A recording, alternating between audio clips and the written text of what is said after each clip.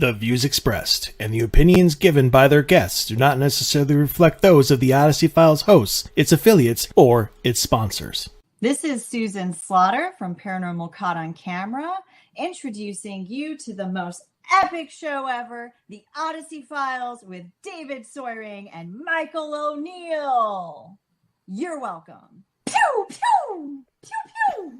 Oh! Kim, what are you doing?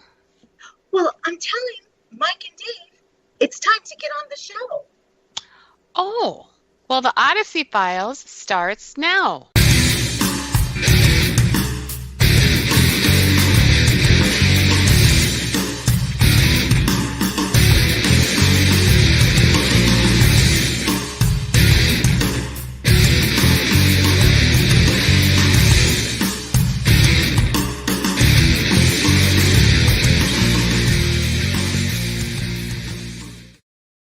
Good evening, paranormal community.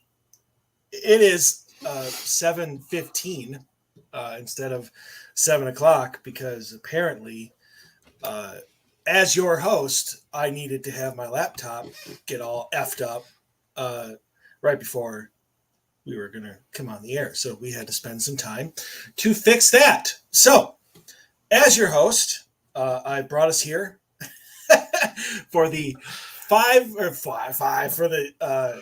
231st time. I was going to say for the 500th time. Wow. Wow. 500. Yeah. It feels like 500 sometimes. Anyway, for those of you who don't know, or maybe you haven't listened to the other 230 episodes, I'm Michael O'Neill. With me, as always, for almost all of the other 230 episodes, including this one, my great co-host, Mr. David Soyering. Good evening, Dave. Good evening, Mike. We're casually late to our own party. That's okay. It happens sometimes. It's our party, and we can cry if we want to. That's right. I almost did. So, no, I almost did. But, because, well, Dave, it appears, that's you.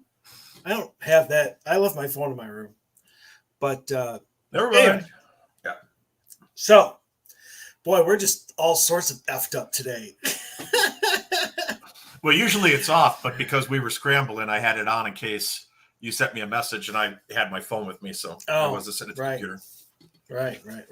So wait to see what we were doing. So, all right. Right. So we have a great guest here tonight. Really looking forward to it. Miss Sena Dyksman, who is a friend of ours and a very, very well known around here. But I mean, obviously, our reach is international. But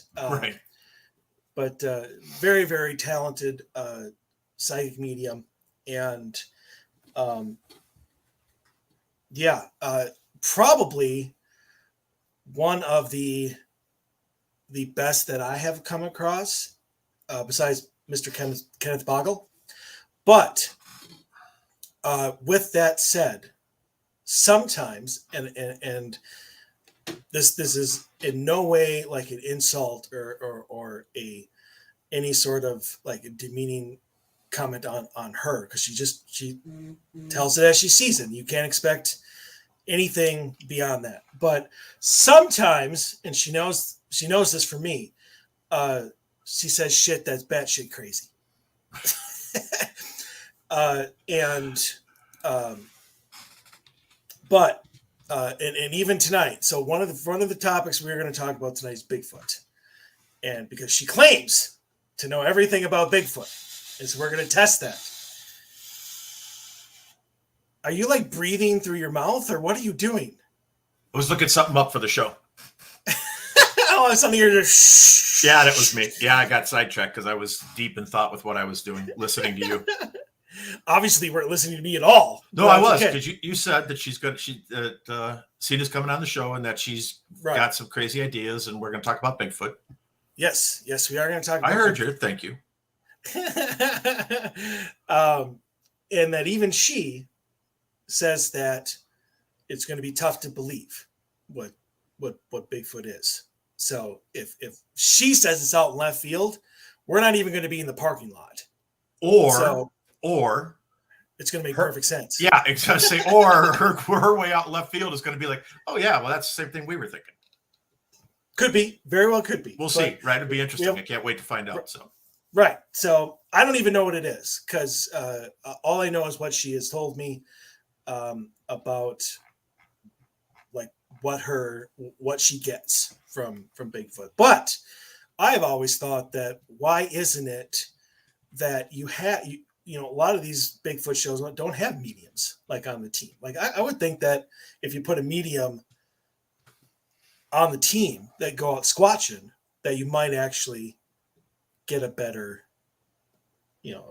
trace on where Bigfoot might actually be. Well, that would kind of lean towards the side of Bigfoot being something that a medium could connect with. Oh, well, I mean, if you look at all of like the wild claims that are out there about Bigfoot, like he's got like psychic abilities and he can hypnotize people to, forget that they ever saw him. And like, there's all kinds of mind shit when it comes to Bigfoot. And I think mediums, I mean, if they're a certain kind, I mean, not all of them, but the certain kinds do have the ability to connect with animals. And I would agree. I would agree with that. Yep. If you want to, whether you want to consider Bigfoot an animal or not, that's up to you. I don't know if I would, just because he seems to be way more intelligent to just somebody than just an animal who is going on his instincts. Yeah, he's not. I don't think he's an animal. So right. So I mean, if he has an upper brain, and he throws out the energy, why can't a medium connect with him? Yeah, possible. We're going to find out tonight when she comes on. Yes, we are. So, since we are late getting on, I guess let's hop right into the stories. Let's go. See how many we can get through. Okay, so because of the late start and me freaking out over my laptop, I've not read any of these yet.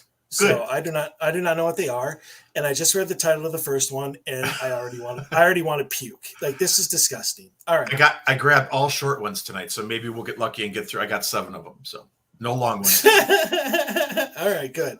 Story number 1: has my ghost gone ghost on me?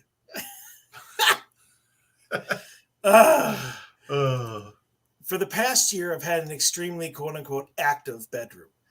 Things falling off shelves, small items literally laying there untouched, doing a quick little jump in the air, strange computer malfunctions, join the club, lady. Things moving or shifting several inches right in front of me, statues being hurled halfway across the room, knocks, bangs, etc. A spooky, noisy ghost. Right, that's all of that. That's exactly what I would have described it as. Spooky, noisy ghost. I was sick of not being believed, so I put up 2 cameras in my room in hopes of getting this recorded. Well, it's been effing days, and it's like this poltergeist just disappeared. Absolutely nothing has happened. If it wasn't for the dents in the statues and the broken glass in my picture frames, I would be trying to convince myself that this was my imagination. It definitely isn't. I've watched things move with my very eyes. Has anyone else had this kind of experience? Why do you think the activity has stopped? All right. So there's two answers I'm going to go with. It can be it could be more than just one or the other, but this is my theories. So the first theory is a little bit more far-fetched. So I'll start with the left field one. And that is you have created this entity, so to speak, that you have this telekinetic ability of hurling shit all over your room. Because honestly, I mean, everything that you have talked about seems to be movement based, except for like the knocks and bangs. But even that, something has to hit the wall. So that again is movement. Like, you don't hear disembodied voices. You're not being touched. Like, everything just seems to be moving. That is something that humans can do on their own. And if it's a subconscious thing, then obviously you're not going to be aware of it.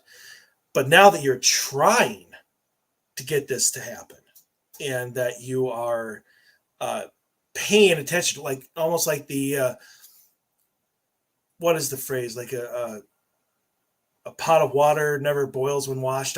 You know what I'm trying to say.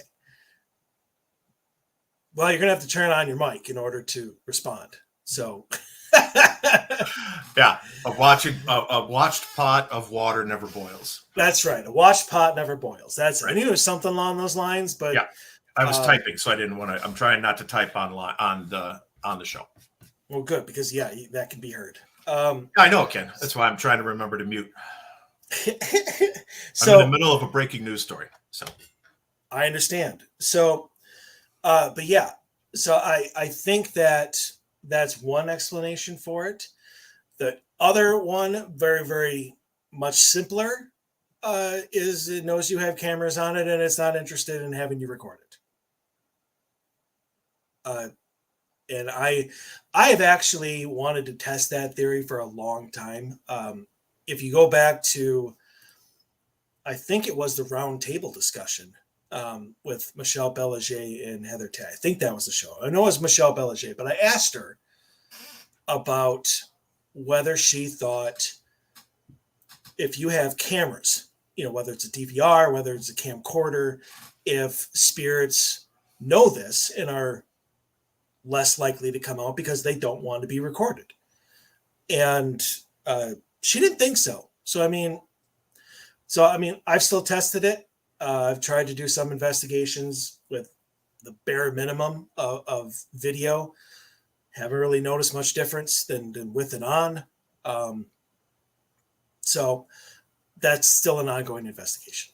But yeah, so those are my two. Either she's creating it, and now that she is actively looking for it, it doesn't happen.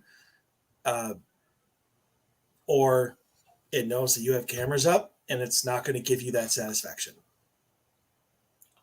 I agree. On what? I have two theories. With both.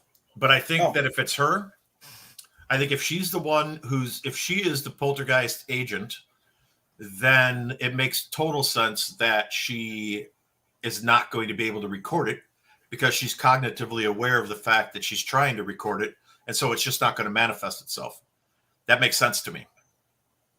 If it is an intelligent being, which I think poltergeist entities are intelligent, then it could just be camera shy. But I think maybe at that point, then you get a little more sneaky. You hide your cameras maybe, and you forget about them yourself. That would be my suggestion. Yeah, right. Something like that, right? Or like like a bear cam, right? Like a stuffed animal cam or something like that. Make your own. Cut open and go buy a teddy bear and cut it open and put a GoPro or something, a generic GoPro or a GoPro, whatever, in its eye or something like that, and just have it record and see what happens. But I think if it's her, I agree with you 100%. It's not going to manifest because she's the agent causing it, so it's not going to happen. But it is, it is interesting.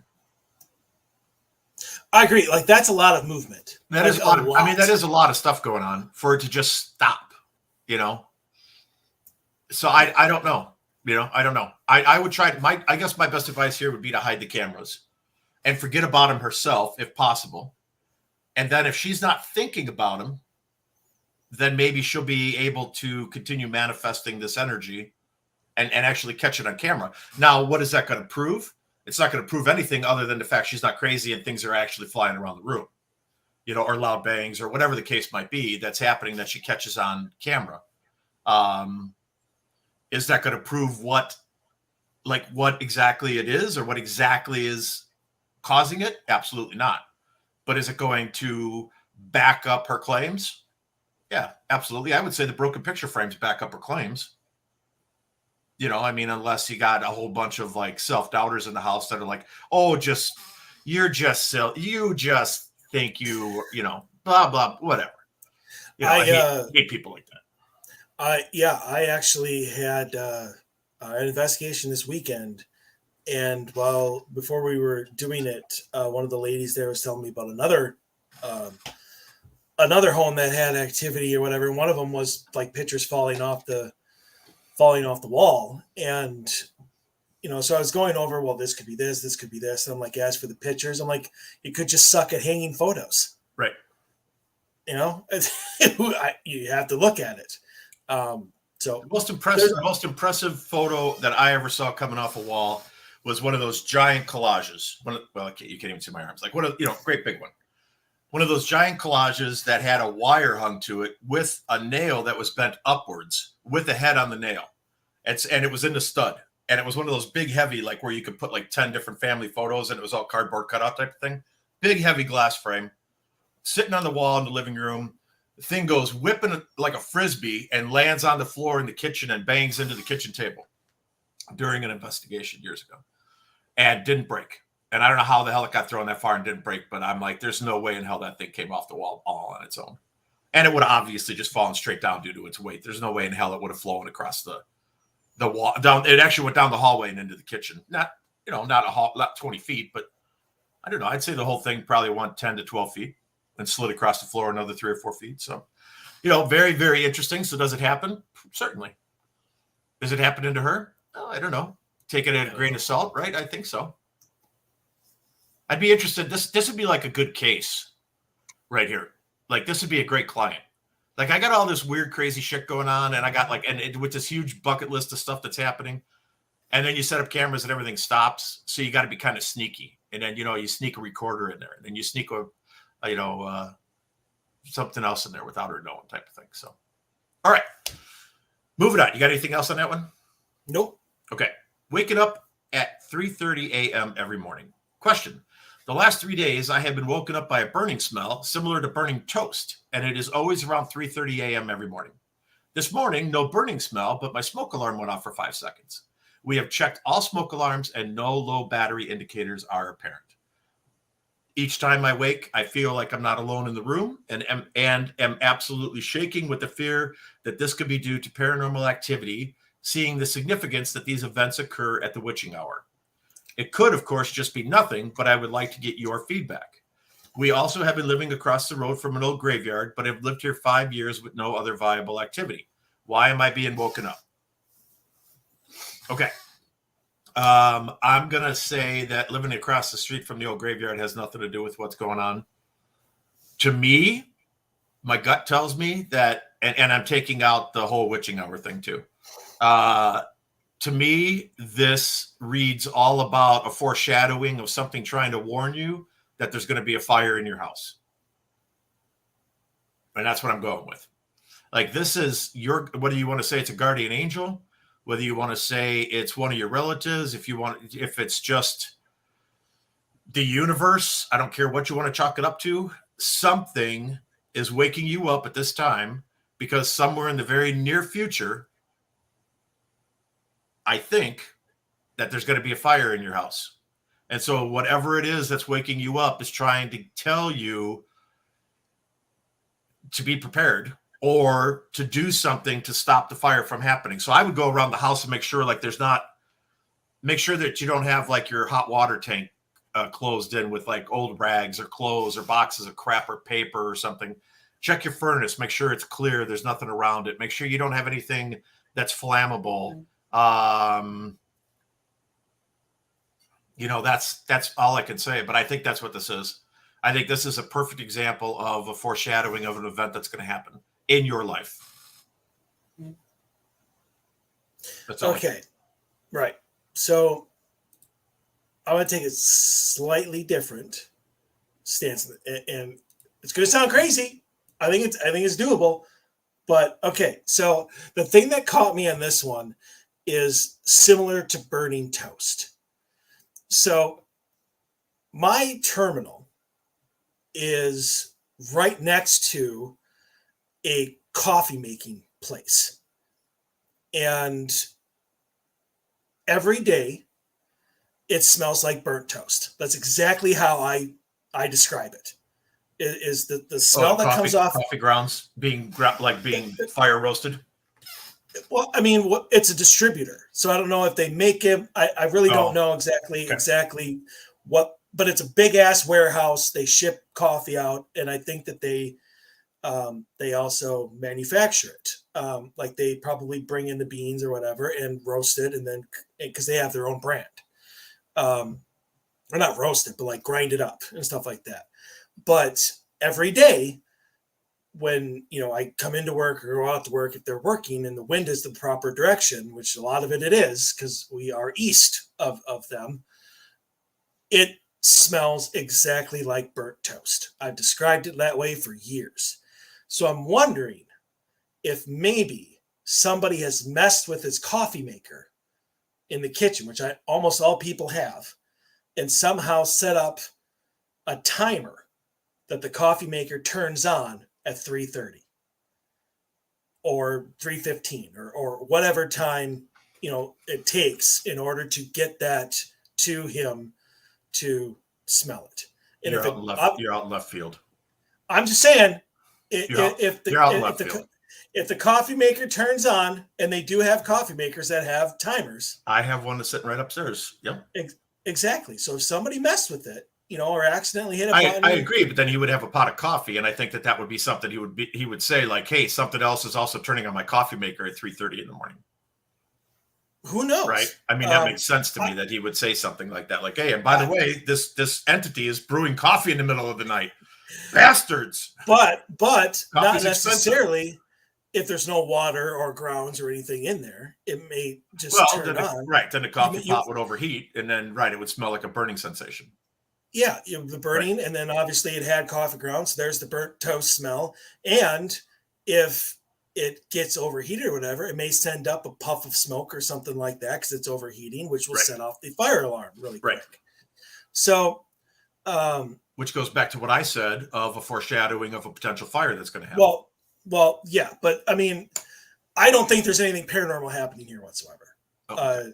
I do. That's just what I know you do. But all I'm saying is that getting woken up 3 days in a row at 3:30 isn't that big of a deal. I wake up, like 5:20 every morning, whether I want to or not. There's nothing paranormal about it. It's just what happens. Right. So the only thing here that at all will, is the smoke alarm going off for 5 seconds. And my theory covers that too. But don't you think it's interesting though that the first 3 days he smells what smells like something burning, and he kind of describes it as burning toast, and then it's the fourth day that the smoke detector goes off? So for the first 3 days the smoke detector doesn't go off with your theory. How does that make sense? If the coffee pot's overheating on day 1, it would emit the same amount of heat and the same amount of smoke as it would on day 4. And it probably would burn itself out, to be honest with you. I don't think that a coffee pot can actually brew a pot of coffee without having water or grounds in it and not burn the coil out. So I think it would just kill. It'd be like committing suicide for the coffee maker. Maybe that's what happened with the on the fourth day. Maybe that was the fourth day. Yeah. Maybe that was the coil. We don't know. All I'm saying is I'll give you that one. I'll give you that. The one thing to me that stands out is the fact of the description of burning toast, and that is exactly how I phrase how it smells with coffee. So that's all I'm saying. Gotcha.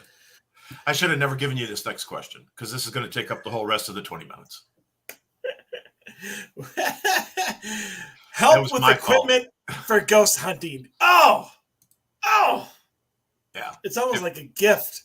It was a gift. I couldn't find a good cat story for you, so I found a good what equipment should I buy story for you. Gotcha. All right, here we go. I'm a recent person getting into ghost hunting with a group of people, and we have been searching the web to do where I can get the best equipment because Amazon isn't helping, and I feel like someone could help me. Can you give me some ideas as to what I should buy and where to buy it from? Thanks. Here is my first suggestion. Stop what you're doing. How did I know that was going to be your first suggestion? That just totally blows me. I can't even believe you said that. That just totally blew me away. Just stop. I mean, one, you're not ghost hunting, okay? You're not ghost hunting. You're not hunting ghosts, okay? Nope. So just stop. Don't even call it that. That's just terrible. In a group of people, so I'm assuming none of you have any idea what you're doing. Nope. But you think that it's great to go out and just buy a whole bunch of equipment and not have any idea how to use it or how to use the equipment, and then how to like put that into like work for investigating. Okay. And Amazon isn't helping because Amazon isn't for paranormal. I mean, you can buy crap from Amazon. You can buy K2 from Amazon. You can, but they're not legitimate K2s. I would be careful of. I would not suggest anybody buy a K2 from Amazon. I'm just saying. Because if you look at them, they're very, very cheap looking knockoffs from what I've seen on some of the less expensive K2s. Because you should not be able to buy a K2 for $9, brand new. So if you could buy a K2 for $19 or $12, run away, because it's not what you want for investigating. Yeah, the only thing that you're really going to find on Amazon that might actually work is like EMF detectors or pieces of equipment that are not made for paranormal but can be used for the paranormal. Which is like how I bought my EMF detector, which is not made for the paranormal, but it works fantastic for the paranormal. Exactly. Right. So, all right.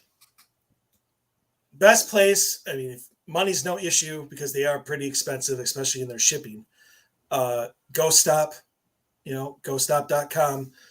They make their own. They have all of the other, they have the mills, they have the fleers, they have whatever you need there. Obviously, you have Digital Dowsing, which is Bill Chappell. Why can't I remember? Help me out here, Dave. I'm trying to think who Digital is. It? Yeah, it's not Bill Chappell. It's I'm lost.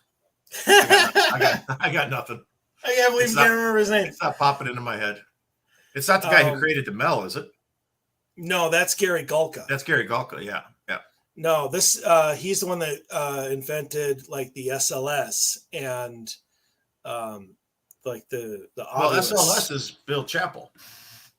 Oh, then I was right. Yeah, Bill Chappell invented the SLS for GA years ago. Okay, well then, yeah, Bill Chappell. Because I don't know why, but I thought that I was bringing in the person who was at Oak Island, like the Chapel Vault. No, okay. I thought his name was Bill Chappell, and so I was like, because I've been watching Oak Island. It might be Bill Chappell. I mean, it might be. There's more than one Bill Chappell in the world. I'm pretty sure of that. Right, I got that. So, all right, here we go. All right, so I mean, digitaldowsing.com with Bill Chappell doing his stuff. I mean, Chris Fleming has his own store. I think that's like it's like ghosthunter.com or something like that. I can't remember exactly. Yeah, I don't remember either, but it's something like that. Yeah. You can honestly just do a search on Google for paranormal equipment and it's all going to come up. There's Paranologies. I don't know if they're still around. I would be very careful as to what you buy from there because their stuff is somewhat expensive and very, very, very cheaply made. It is literally plastic and glue. So be warned about that. The stuff works, don't get me wrong, very cheaply made. So yeah, that is my secondary. Sorry, Chris's Ghost Outlet. Ghost Outlet. Okay. Ghost Outlet. So just in case you wanted to like have his name on there, because Chris is a friend of the show. So don't mind sending him some business if anybody wants to go shopping there. Exactly. So suggestion number 1, stop whatever it is you're doing and go learn how to knit or something like that. Play the guitar. I don't know, but just stop. Knit. And suggestion number 2, the other stuff I said. I don't have anything on this one. This one was all for you. So appreciate that. I would. The only thing I would say is I would not go out and spend a ton of money. First of all, don't call it ghost hunting because that's disrespectful to the spirits that you might run into. Secondly, you don't need anything more than a digital recorder to get yourself started. And then don't trespass. 100%. Don't trespass. Don't call it ghost hunting. Buy a digital recorder. Take a camera. If you got a cheap digital camera, that's perfectly fine for right now. Take a bunch of pictures. If you see dust in it, don't come running forward and say that it's orbs and that you saw something. And because that'll just make Mike even more upset at the fact that you're even investigating in the first place. They're not investigating, dude. They're ghost hunting. I understand that they're ghost hunting, which means that they're not serious about it in the first place. But that question was for you. I really don't have any much to add on it. But I like this next one, so I want to get to this. So, Sure. Number 4, her reflection in the mirror looked like she had a stroke. A couple years ago, I was sitting on the edge of a bed with a family friend and our babies. We were sitting in front of a mirror, which was on her dresser. To my horror, when I looked at her reflection in the mirror, her face was drooped on one side, like she had had a stroke or half her face was melting. I looked at her directly and her face looked fine. I hesitantly looked back at the mirror and the same thing was reflected. Melting face. The reflection of my face looked fine, and there was no distortion on any of the other items' reflections in the room. I have no idea what was going on, but it scared the shit out of me. I made my excuses and left her house rather quickly. I never told her what I saw in her reflection. That's a mistake, and I'm going to point that out here in a minute. A few months ago, I talked myself into visiting her again. I thought to myself that I must have just been imagining things. We happened to end up in her room again with our kids, and the same shit happened again. I again made up some excuse and left quickly. I don't speak to her anymore and doubt that I ever will again. The thought of catching a glimpse of her reflection in the mirror just freaks me out. Am I right for cutting contact with her? Am I going mad or seeing things? Has anyone else ever experienced anything similar? All right, so first of all, why are you dishing on your friend who you are possibly seeing in a reflection of a mirror that might be showing you that somewhere down the road she's going to have a stroke, or sometime soon that she might be having a stroke, and not speaking to her and letting her know what you saw? Because if you're really good friends, I highly, highly doubt that she's going to freak out and kick you out of her house because you told her that. And maybe she already knows that. Maybe she has gone to the doctor and her doctor said, you know what, your blood pressure was really out of whack and the potential for you to have a stroke was really high. And let's start these new meds and blah, blah, blah, blah, blah. And maybe she's got it under control now, right? But maybe you telling her that would have helped her get it under control sooner. So the fact that you ran away because you saw something that you didn't like seeing, shame on you. The fact that she was your friend and you didn't disclose to her what you saw, and I'm going to assume because of fear of being ridiculed, or, you know, whatever your personal reasons are, that's the one I'm going with for this conversation.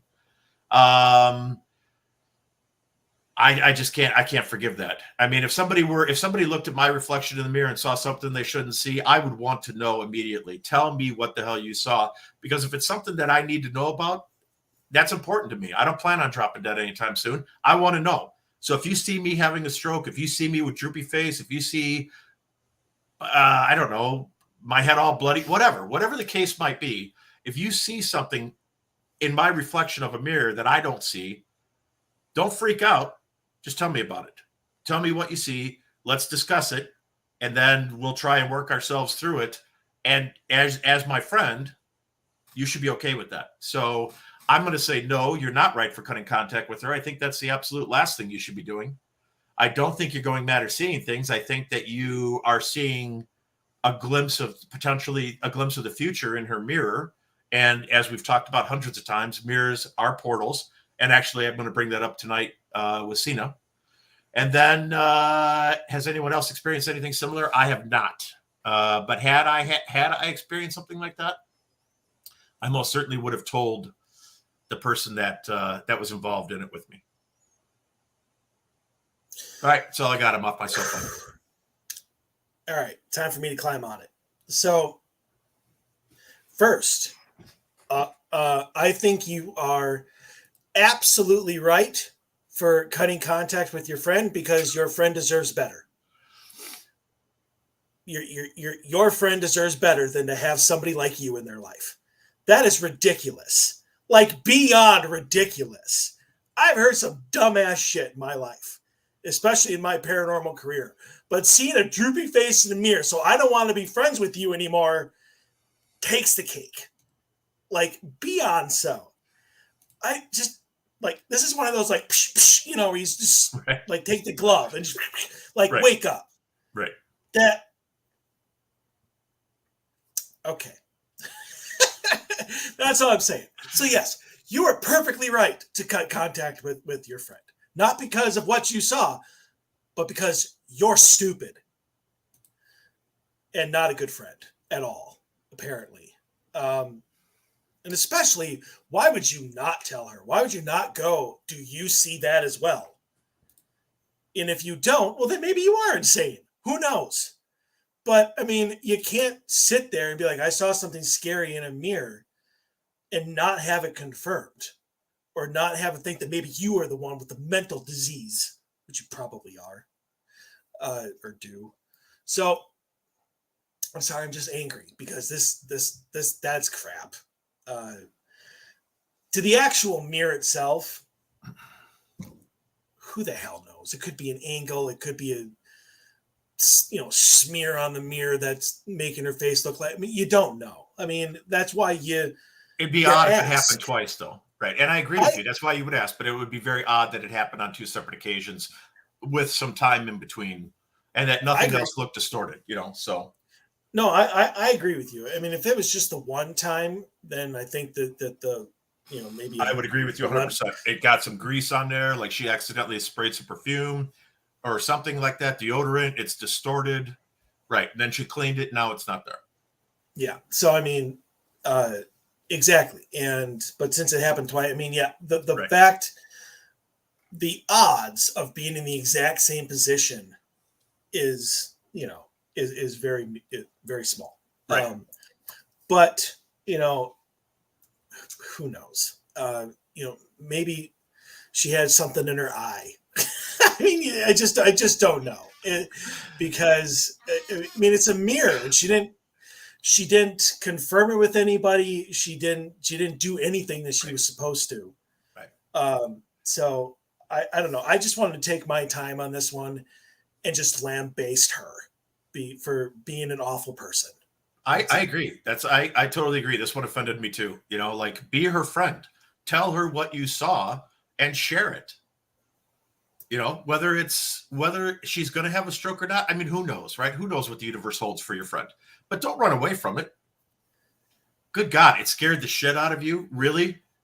You saw somebody you care about in a situation that wasn't healthy, and it scared the shit out of you so bad you don't ever want to contact her again? Good God. I agree. All right. So this one is very, very interesting. All right. Very odd phone call from Myrtle's plantation. Yeah, that's a strange one. You don't get that very, very often. So Here we go. A few minutes ago, I had an incoming call from Francisville, Louisiana. I ignored the call and they called back. So I answered.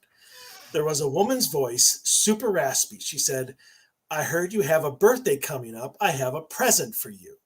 She then proceeded to sing Ring Around the Rosie and then began to giggle, but in a completely different tone of voice, and then hung up.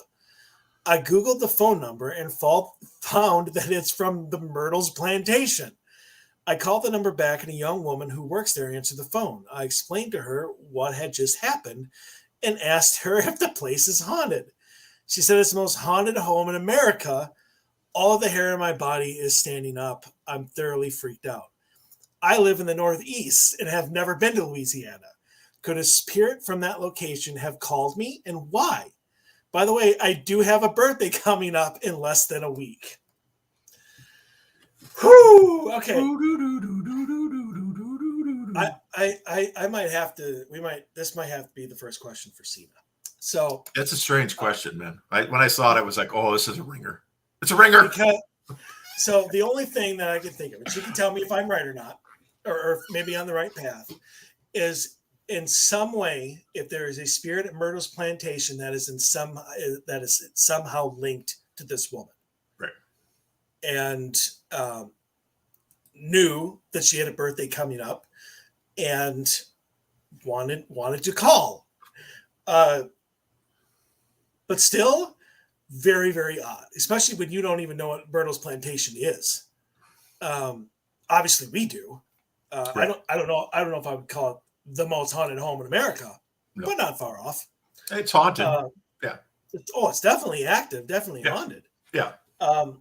So the That's the only thing that I can honestly think of. If she has never been there, she's never even been to Louisiana, she didn't even know what Myrtle's Plantation is, then somehow whatever spirit called her is linked to her. I got to interject real quick. I'm sorry. This just popped into my head for some reason. Is Myrtle's Plantation not the plantation where Brian and Rochelle were when Brian was walking out of the plantation house and he crushed the ramp going through and fell through the floor? Was that Myrtle's? Okay. No, it wasn't Myrtle's. I don't know if they've ever been to Myrtle's. I was going to give a shout out to our friends Brian and Rochelle because I just remember after the show, he's like, you guys got to see this video. And he's down for the count, walking out of the plantation house, laying there moaning. And Rochelle's freaked out, laughing at the same time. And I'm thinking, God, was that Myrtle's that he'd like destroyed one of the like walkways? No. All right, never mind. Sorry, popped into my head. That's all right. So just to let everybody know, Sena's been sitting in the backstage for like 15 minutes now. Hi, Sena. And I was reading her facial expressions during and apparently I'm way wrong. But she'll be able to answer that when she comes on here in a minute. So, all right. She's already judging. She's already giving advice from the back room. So anyway, that's my only theory. You can go on with yours. You know what? I don't have a good theory for this one. Well, first of all, I don't like the song "Ring Around the Rosie" because that's a song about death. And then I don't like the fact that it started to giggle because you know me and like giggling and like kids and so that shit doesn't cut it. So I don't know. I don't know what to make of this. If like I said, we always take these with a grain of salt. So we're going to say that this happened, but why it called this person, like why somebody from the plantation would call this person, I don't know. I don't have anything on this one. I just thought it was a really interesting question. It was very interesting. Very interesting story. Yeah. I mean, could something have called you? Absolutely. I suppose it could, right? Because I always say that everything's possible. I don't think that anything's not possible. It just depends on how your perspective of it. The only thing that I can add to this is if maybe this person's number was 867-5309. Well, there you go. Because I just heard that song yesterday, which I hadn't heard it for like ever. That's funny that you said that. So that's all I'm saying, because I believe that number is from the Northeast. And her name's Jenny, by the way. So maybe it all corresponds. I did not know that. Yeah. So maybe there's more to it than we're even realizing. Maybe. Okay. Do you want to do number 6 or? No, let's bring Sena in. Christ, 15 minutes in the back door, and it's only 2 minutes to 8 anyway. Let's bring her in. I'm excited to talk to her. We got a lot of stuff to talk about. Yes, we do. We'll save number 6 for next week because I like that question too. So that'll be that'll be next week question. All right, sounds good. Well then, ladies and gentlemen, without further ado, our great friend, Miss Sena Dyksman. Hello, Sena. Hi, Sena. How you guys been? Wonderful. Good. So, seeing your face as I was giving my theory, and seeing you going, no. Am I completely wrong on the fact that this spirit, who has no other connection to this woman, or this woman has no connection to that location, that the spirit will then have to be connected to her? No, not necessarily, because spirits are all connected. We're all one. And so if there's a message to come through, it'll come through a spirit. And it can be from any location. Okay. People forget that we're all one. And we know when they pass over, whether they're earthbound or ghosts. Spirits are ones that have passed over, if you want to know the difference between the two. But spirits, they're all connected. They're talking on the other side, but they're all connected. So it's just like, hey, can you get this message over there for this person? Yes, of course, the next question, people are going to say, well, why didn't an ancestor or something just contact her? Well, this was just something that, from what I got when I was talking to you guys, I had to laugh about it. It was something that she was asking about, and so she had gotten a phone call. And this, when they asked it, they put it out the universe, and that's how it's answered. It's just how things happen. So that's cool as well. Yeah. So hypothetically, then, when it comes around to my birthday in December, I can get all excited about my upcoming birthday and be like, "Man, I'm just gonna like." I hope somebody calls me like and wishes me a happy birthday out of like randomly, and like I might get a call from the Stanley Hotel, like somebody wishing me a happy birthday. Well, I say, wouldn't that be cool? Okay, now people joke Be very around cool. a lot. But say, wouldn't that be cool to get a a paranormal phone call for my birthday? But jokingly, they'll put that out there, and it will happen. Because it's All right, like, I'm doing hey, I hear you. Yeah, do that. Yeah, can you do this for me over at the so and so house? And they're like, sure. They're all in about it. They're like, hey, yeah, well, okay, pick up the phone. They call the number. It's just that's how it's happened. It's just people put things out there, whether it's intentional, on purpose, seriously, whatever, and they're just like, okay, you asked for it. So the universe has a sense of humor. That's why we have a sense of humor. We're all connected. It's all one. And so it's funny when people do things, they don't think about, okay, that's actually going to happen. Careful what you ask for. Well, I've been saying that for a long time, but Yeah. we say that on the show every other week. yeah. Yeah, but it happens also on the spiritual world, on the spirits that have passed over. It happens on that level as well. So it doesn't matter because we're all connected. All right. So that goes right in line with the fact that you told me in Duluth that it was me saying to myself at that investigation at Captain Mary's Manor, "Oh, Dave, here we go again."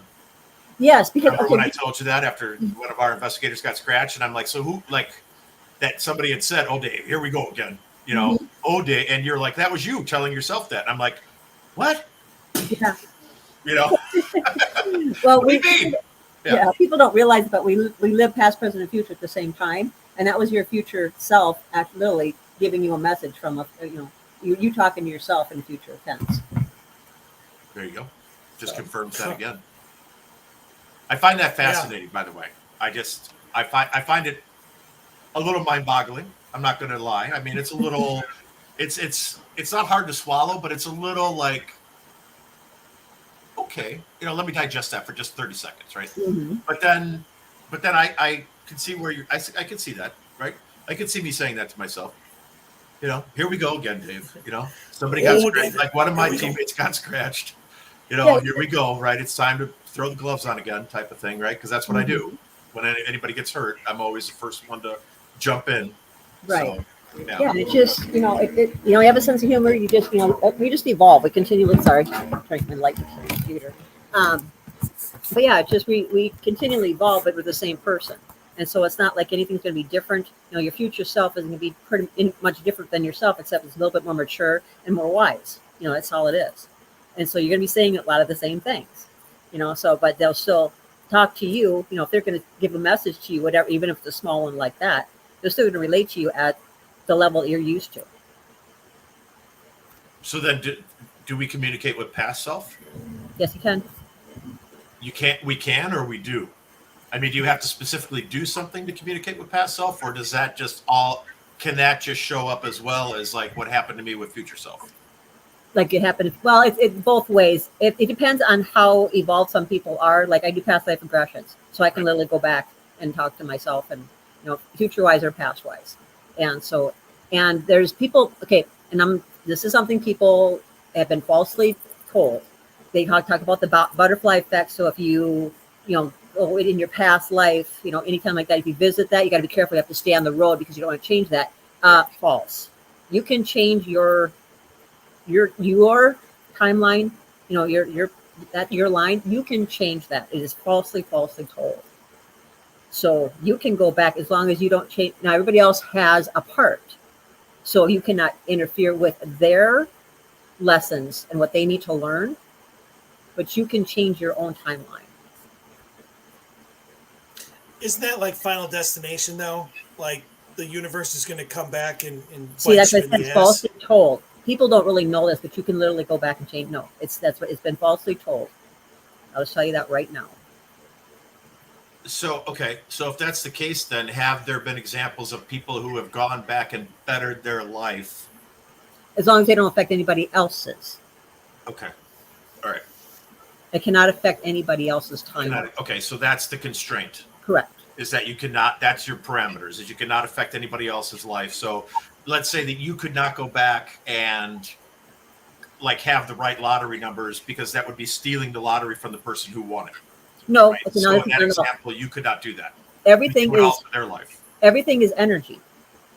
So we can win the lottery, but we have to make sure that that person still continues on the path that they would have if they won the lottery. Oh, So well, it's how just the hell are you going to do that? because there's not just one lottery. How many lotteries do we have? Well, true, right? Half a dozen at least, dozen. Okay. Something like that. I don't know. So if you go through and you've won a lottery, Right. okay, that's a lot of different ones. Okay. All right. I was thinking specifically like Powerball, like when it was like $1 billion, right? You would obviously change the course of somebody's life if you went back and took that And for okay, yourself. You would change that person's life course because Yeah. they would go from maybe potentially nothing or just barely living paycheck to paycheck to being like extravagantly filthy rich, right? because there's lessons for everybody to learn. As long as they go through and they learn those lessons, it doesn't change anything. Okay. All right. Well, I'm going back with the lottery numbers for the last 10 years. Well, it's I'm just going to pick a week when nobody won. How about that? I'll pick a week when nobody won. And then, Okay, so people sign up for lessons. You know, when they go to the cash records, they're up there and they're signing up for lessons. Right. Okay, it doesn't matter if it's the easy road, it's a hard road. It's how we choose to take it, learning our lessons. We choose the road that we take. It's all by choice. We have choice, free will, and that's how we choose to learn the lessons. So there's several different roads to take. And so, and everything is energy. So it's as we're walking down the path, we're manifesting our life as we're walking down this path. It's like a coloring book. You're coloring and you're literally making things come alive by what you believe, what you focus on. When your energy is whatever you focus on, whether it's a negative or positive, you create. okay. So if you give, Mike is sitting there and his head is just smoking. No, this is what I'm going to say then. So every time that we come to a decision, obviously there's a fork in the road. correct. Correct. And there's an alter universe, it's an alter reality going on. So even though, because you have a yin and a yang, Right. so you're playing out one way, The other one still exists though, right? and another way, yeah, because it has to have yin and yang. Right. So we take the right path, part of us or something else takes the left path. Correct. That path is not vacant. It is filled with is that part of us or is it something else? It's a different dimension then. Okay, so different dimensional, but us. Yes. Okay. All right. I Because got it. otherwise we wouldn't be learning the lessons if it's not us. Right. Exactly. Okay. I got you. All right. We're on the same page. Okay. Go ahead, Mike. Yeah, I know you got a burning question happening there. Yeah. No. Bring it on. No. I'm going to let that lie. Okay. Because, this is one of those where agree to disagree. I get your point 100%. I just think that we are way too interconnected to change one thing and think that everybody else isn't going to be affected. So, I mean, and the other thing is we don't know what life lessons other people signed up for. So how can we know whether we're going to change that or not? By changing our path. So, I mean, there's a lot of shit here that needs to be thought about before you go back and try to change something about yourself. So that's why because we have so many other topics we want to get into, I'm not going to get into that. We'll discuss that later. Yes. Off the air or Sena Part 2 in 2022. Yeah. Yes. Okay. Yeah. It'll come back Exactly. around. Yeah. Exactly. So, but you did mention other dimensions. Segue. So we this was one of the topics that we wanted to talk to you about. Okay. And you mentioned the whole other dimension and left, right, and I fully believe in the whole quantum reality. I don't want to call it the multiverse because that's Marvel, but it's not far off. This is obviously something that I learned from Star Trek, but it's the whole every point, every decision we make, there's an infinite amount of results that can come from that. Yes. And that the quantum reality theory is that all things that can happen do happen in their own quantum reality, in their own dimension, in their own quantum reality. So, Well, no, it's okay. Go ahead. I'll let you go ahead. No. Go ahead, because I'm going to go into Okay. my question. So, All right, just for instance, anybody have seen The Matrix? Now they showed you, that he was playing out different times. He had played it over and over again, and they brought him to the council literally of where he's playing out different outcomes. Right. Okay, and that's exactly how your life is. That's in reality exactly how it is. So we are a simulation. Elon Musk was right. It's all an illusion. Everything that we are right now it's an illusion. Boo! I don't want to hear that. All right. So that's all right. We bring you on for the hard truth, Sena. I won't want it. I won't want anything God, else. there's 2 topics to come up for Sena 222 right there. All right. I'm going to start taking notes. All right. Yeah, do it, because this is good stuff. All right. So here's what I wanted to talk about more on the show now that I've had time to digest it. Okay. So about 2.5 weeks, 3 weeks ago, whatever it is, you and I had talked, and I told you the story of something that happened to me very recently. And to not go into too many details, but to give some context, I was driving to work one morning, and I was thinking about something that I'd done the previous night. And with, somebody else was with me. And so I was just kind of going over the evening, not really thinking about all that much. When all of a sudden another scene or another part of that night popped into my head. Wasn't thinking about it. It wasn't important in any way, shape, or form. But wow, that's really loud. Sorry. No, that's right. Your background noise is really loud. It sounds like a He's moving a table. Sorry. Go ahead. You notice that? I swear to God, like you're sitting on the outback in Australia. It sounds like one of those didgeridoos. That is a really, really unique sound. I don't know if that's how to pronounce it, but that's what it sounds like to me. To me, it just sounds like your fan is on or something like that. But, oh well. Anyway. I'm in an apartment. Sorry. No, it's totally fine. Unless you're playing the didgeridoo and I can't see you doing it, I guess you're fine. Tell your neighbor to turn it down over there. Damn outbackers. So yeah, basically, as long as you can hear me, I'm all right. So, anyway, this other memory popped into my head, like took me over pretty much. Like I was no longer driving. Mm-hmm. I was back. I was back in this thing, but it had changed, and something else happened that did not happen originally, which I, again, wasn't even thinking about. But what was different about it was that I could feel it. Like I could feel the sensation as opposed to just thinking about it. Now, as I told you, and I'll tell everybody else, I know my thoughts. Like I know when I'm thinking about something, I know when I'm dreaming, I know when I'm daydreaming, I know when I'm fantasizing. I got that down. I don't feel shit when that happens. I want to. That would be great. It would make life a whole lot easier. Okay. But I don't. Mm-hmm. But I did here. And it only lasted like 4 or 5 seconds, but it was enough to make me be like, what the F was that? Mm-hmm. And so I asked you, where did that come from? If that did not come from me, where the hell did that come from? Did it come from the other person? And your response to that was, no, it didn't come from the other person. I had reached into another dimension and pulled that memory back. And that is what happened in that dimension. You tapped into it. It wasn't that you pulled it back. You had tapped into that other reality. Because you're like, man, I would love to have, it's funny because the human brain itself, you have so many questions, you have so many things that you ask for, whether you're conscious of it or not. And you just happen to tap into it.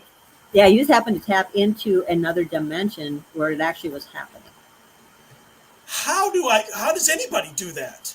I've never done that before. I've never done it since. I'm going to say you wanted it bad enough.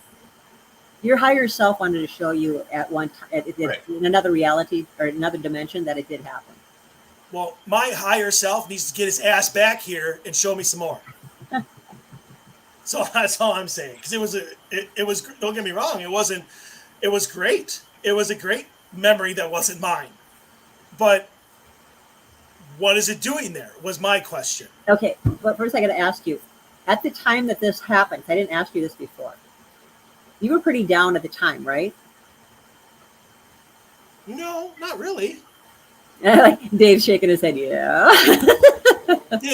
He doesn't have to know. I see him 2 hours during the show and like 30 minutes the whole rest of the week. He doesn't. No, I mean, don't get me wrong. Mm-hmm. Stresses. I would say you're not down, but you have a lot of stresses going on. Well, leading up to it, yes, and that's actually going to be one of the other topics that Dave wanted to talk about. Right. And Segue. Well, later. Right segue. after this is done. Right. Exactly. Delayed segue. Delayed segue. Right. Okay. But going up to that point, Mm-hmm. I was actually feeling a lot better. Be a lot more positive. I mean, I was really looking forward to that night, and it was great. I mean, I had no bad thoughts, no negative energy or whatever towards that night. I was just going over in my head to see if I had missed something, and that happened. So I mean, I get the point I think you're trying to make. But I don't think at that point in time I was doing all that bad. Okay, because I'm just, sometimes, yeah. And the reason I had asked is because the higher self will also give you a memory or something from another dimension to help you get through the day, but also to give you hope. So. Well, that would have definitely been a hope moment. Because I'm aware of the moment. So that definitely would have been a hope moment. Yeah. But it will do that. Your higher self knows more and knows what's, really, going on and what can take place, in the future.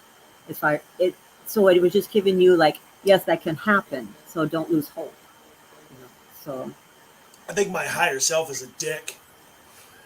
Really? You felt great after that. Like, what the hell?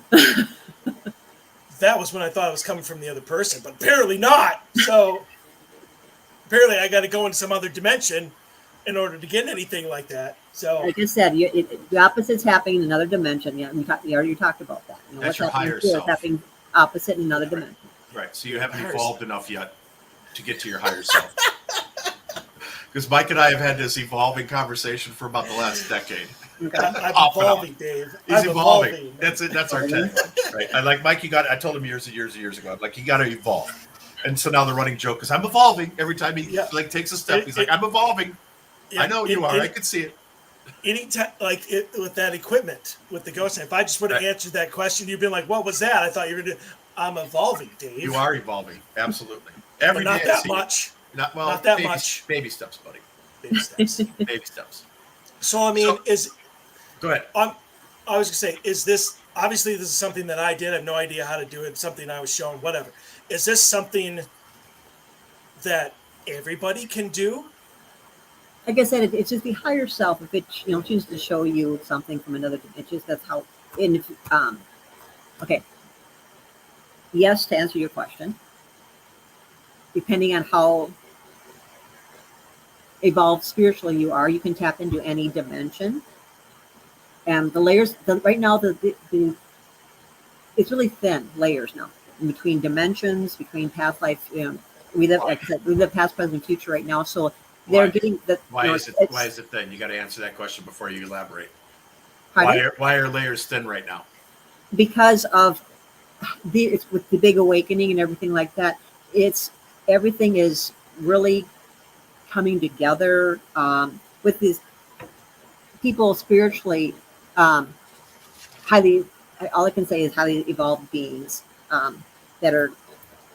Okay, here we go. Interpreting a human being are at such a high level right now. They're so evolved that the layers are also becoming very thin, that people can walk in different dimensions now, and it's everyday life. It's nothing now. Where years ago it was, these beings weren't here to be able to do that. So it actually brought in the layers that we have now, because again, because we're all one, we create, things like that. But it's just everything universally is happening that way as well. Okay. I was just like, okay. Okay. All right. So, all right. I just wanted to bring that up. I wanted to, obviously, since I had time to, think about that in my head, wanted to talk. And I think that it's something important because a lot of people, and we've read the stories, here on the show, will just be walking down the street and all of a sudden they'll flash to something that they have never encountered before. They have no idea what is going on. And we always use the answer that, like maybe they had a past life memory, seep in or whatever. That's deja vu. Yeah. Right. But you're kind of thinking that maybe that's not necessarily a past life, but they're reaching into another dimension. Correct. And being shown. Okay. Yeah, yes. yourself showing them. Yeah, because the veil is so thin now. Yes. Okay, are we ready to segue? Oh, the delayed segue? Yeah. Okay. Okay, sure. All right. So, obviously, Sena, you saw the pictures, right? And I saw. I actually can share so people watching. That's what I was going to do too. But if you share it then, right? Okay. All right. So, hold on. Let Mike pull this up quick because I was just going to pull it up on my phone and then hold it in front of my camera. But if Mike, I can show it to. Okay, hold on. Give me 1 second here. Okay. Intermission. It's like being at the movie theater. Yay. Yep. Where's popcorn? So that. Right. Mm-hmm. So almost looks like after I took the picture, I'm like, it almost looks like a handprint. Yep. Right. Like the palm of the hand and a couple of fingertips. Now I think we should probably give some context as to exactly what the hell people are looking at. And go ahead and tell them, Mike, because it's your mark. I just wanted to talk about it. It's my mark. It's your mark. I just wanted to talk about it tonight because I think it's important because it's very interesting. Right. No, I agree. So people who are watching will be able to see this, and for anybody who is listening to the audio, if they want to go onto our YouTube channel and subscribe and see the video at this point, they can do that as well. So anyway, about, I don't know, this is what, 6 weeks ago, at least, something like that. 5-6 weeks ago. Yep. So our power went out, and we, obviously it was still really cold outside. I think it got down to like mid-30s that night. Mm-hmm. So I was all wrapped up in my nice thick back robe and had, a bunch of blankets on top of me. But like 2 days after that happened, I had just gotten out of the shower and I was, in the mirror or whatever, and saw this weird ass mark on the side of my belly, I guess you could call it. And I was like, oh, whatever. I'm like, it didn't hurt. It didn't do nothing. I was like, whatever. Well, 3 weeks later, it was still there. It hadn't healed. It hadn't changed. If anything, it might have even gotten a little darker. And so I finally went down and I was like, what is this? I asked Dave. I'm like, maybe Dave knows because he's seen something like that. And, his decade's alive. But he hadn't seen anything like that either. Hold on a second. Let me stop sharing. There we go. So he hadn't seen anything like that either, and took the photo, obviously. And then when I was talking to you about Unity and everything, I brought that up to see what you thought about it. And your answer to that was that it was my negative energy physically manifesting itself into that mark. Yeah, we carry a lot of emotions in our organs, and again, at the time that a lot of this was happening, you had a lot of emotions going, but it's just stuff that you keep bottling up. Yeah, just a little bit. Yeah. just a smidgen. Just a smidgen. Yeah, like 2-liter bottle every other day. Yes. Yeah, smidgen my ass. Right. Well, but people don't realize that as you're going through life, a lot of people internalize emotions. Right. Whether it's negative or positive, but you're like stuffing those in all around your body, in your organs. And then that's how people get sick. You're carrying all this stuff. And if you don't detox, or know how to clear, it keeps building up. And that's what's happening with yours, because at that time you were just so, in a depressed or just. Right in the middle of the best answer of the show. She'll be back. Don't worry about it. It's just a glitch. It's a Skype glitch. If only we were on Skype. If we were on Skype, right?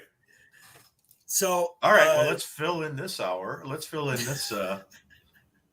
How many topics do we have for Sena Part 2? Right now, I've got our lives are mere illusions. Butterfly effect does not change the outcome of others. Past regression with Dana, possibly, if we can't get somebody else to do it, because she likes to do. She already said she likes to do past regressions, and I already know we have somebody else scheduled. So I'm just saying, if that doesn't work out, possibly do Dana's past life regression with Sena, which would be interesting. And then I think thin layers right now she answered, although not to my satisfaction, to the point where I understood it, but not to my satisfaction. Because I find it interesting that she's like, there has to be a cause and effect for everything in our lives. So there has to be a cause for why things are thinner now. I mean, is it COVID? Is it monkeypox? Right? Because we said, I brought up monkeypox like a month ago, and I don't want to I don't like being the one who's like, hey, look at me. But monkeypox now, like the CDC is warning cities that this is the next big thing to be on the watch out for, which is bullshit, but not bullshit that it doesn't exist. Like all of the 50% of America believes that COVID-19 doesn't exist, even though people are dropping dead from it. And we've had COVID, obviously, both of us, and it sucked. Mine lasted 5 weeks, and it felt like I was going to cough part of my fucking lungs out. That's true. No, that's all right. Drop the F-bomb rarely on this show. It's like it's the first time I think I ever have, but it was bad. It was bad for 5 weeks. So, I mean, it was bad. So, but yeah, I don't know. Is COVID possibly was something like that part of some sort of bigger picture that we don't understand that caused layers to get thinner? I don't know. Sena's back now. Sorry about that. Hey! Oh my gosh, my computer unplugged, and I'm like, what the heck? Sorry about that. That's okay. No, that's all right, because when you suddenly went black, it was like you're right in the middle of the best answer of the show. Oh, I was so sorry. All of a sudden, I'm like, what the heck just happened? And I looked down and my cord was unplugged. Sorry. No, that's all right. So anyway, you were talking about emotions, being bottled up in organs and manifesting themselves as something on the exterior of the body. Right. And so what happens when you continually, okay, so back to what I was saying, that night, you had a lot of things that you were thinking about. You were kind of depressed and stuff like that. And then the power going out. Okay, that probably kind of hit you like the max. That was it.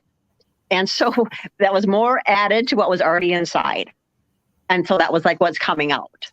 It showed up as that mark, because that's where you're holding on to a lot of that emotion of negativity, more of, that you're angry, upset, whatever. It comes out like that.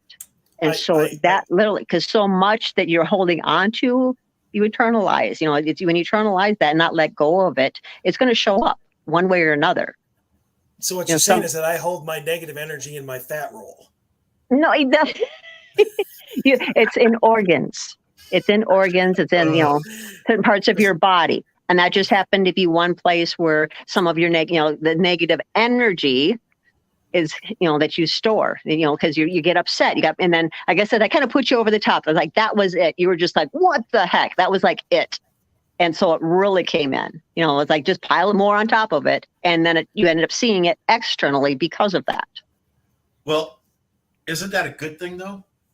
I mean, wouldn't it be a good thing that it came to the surface and it's just like a skin lesion versus staying inside as some sort of like heart issue or an aneurysm to the brain? I mean, correct. Because you're talking about things that are very powerful here, right? Things that could take a human life. I mean, that could end our lives. Yes, it is. Yes. Right. It's better that it manifests itself outward. Mm-hmm. Because I remember many, many years ago that my dad had what the EMTs call a stroke. But it instead of stroking inside his brain and killing him or paralyzing him, it stroked outside of his brain, and it all came out through his nose. Not to be graphic, but that's how it came out. And so there was like a whole sink full of blood clots, right? As like he was having this issue. And I'll never forget that EMTs were like, well, he should be dead. That he had this stroke. And so that makes me think of that, because during that time of his life, he was having an absolute ton of things that were going against him and were going the wrong way. So that kind of hits home. I mean, could that have been something like, would that be a manifestation of what you're talking about? Something like that?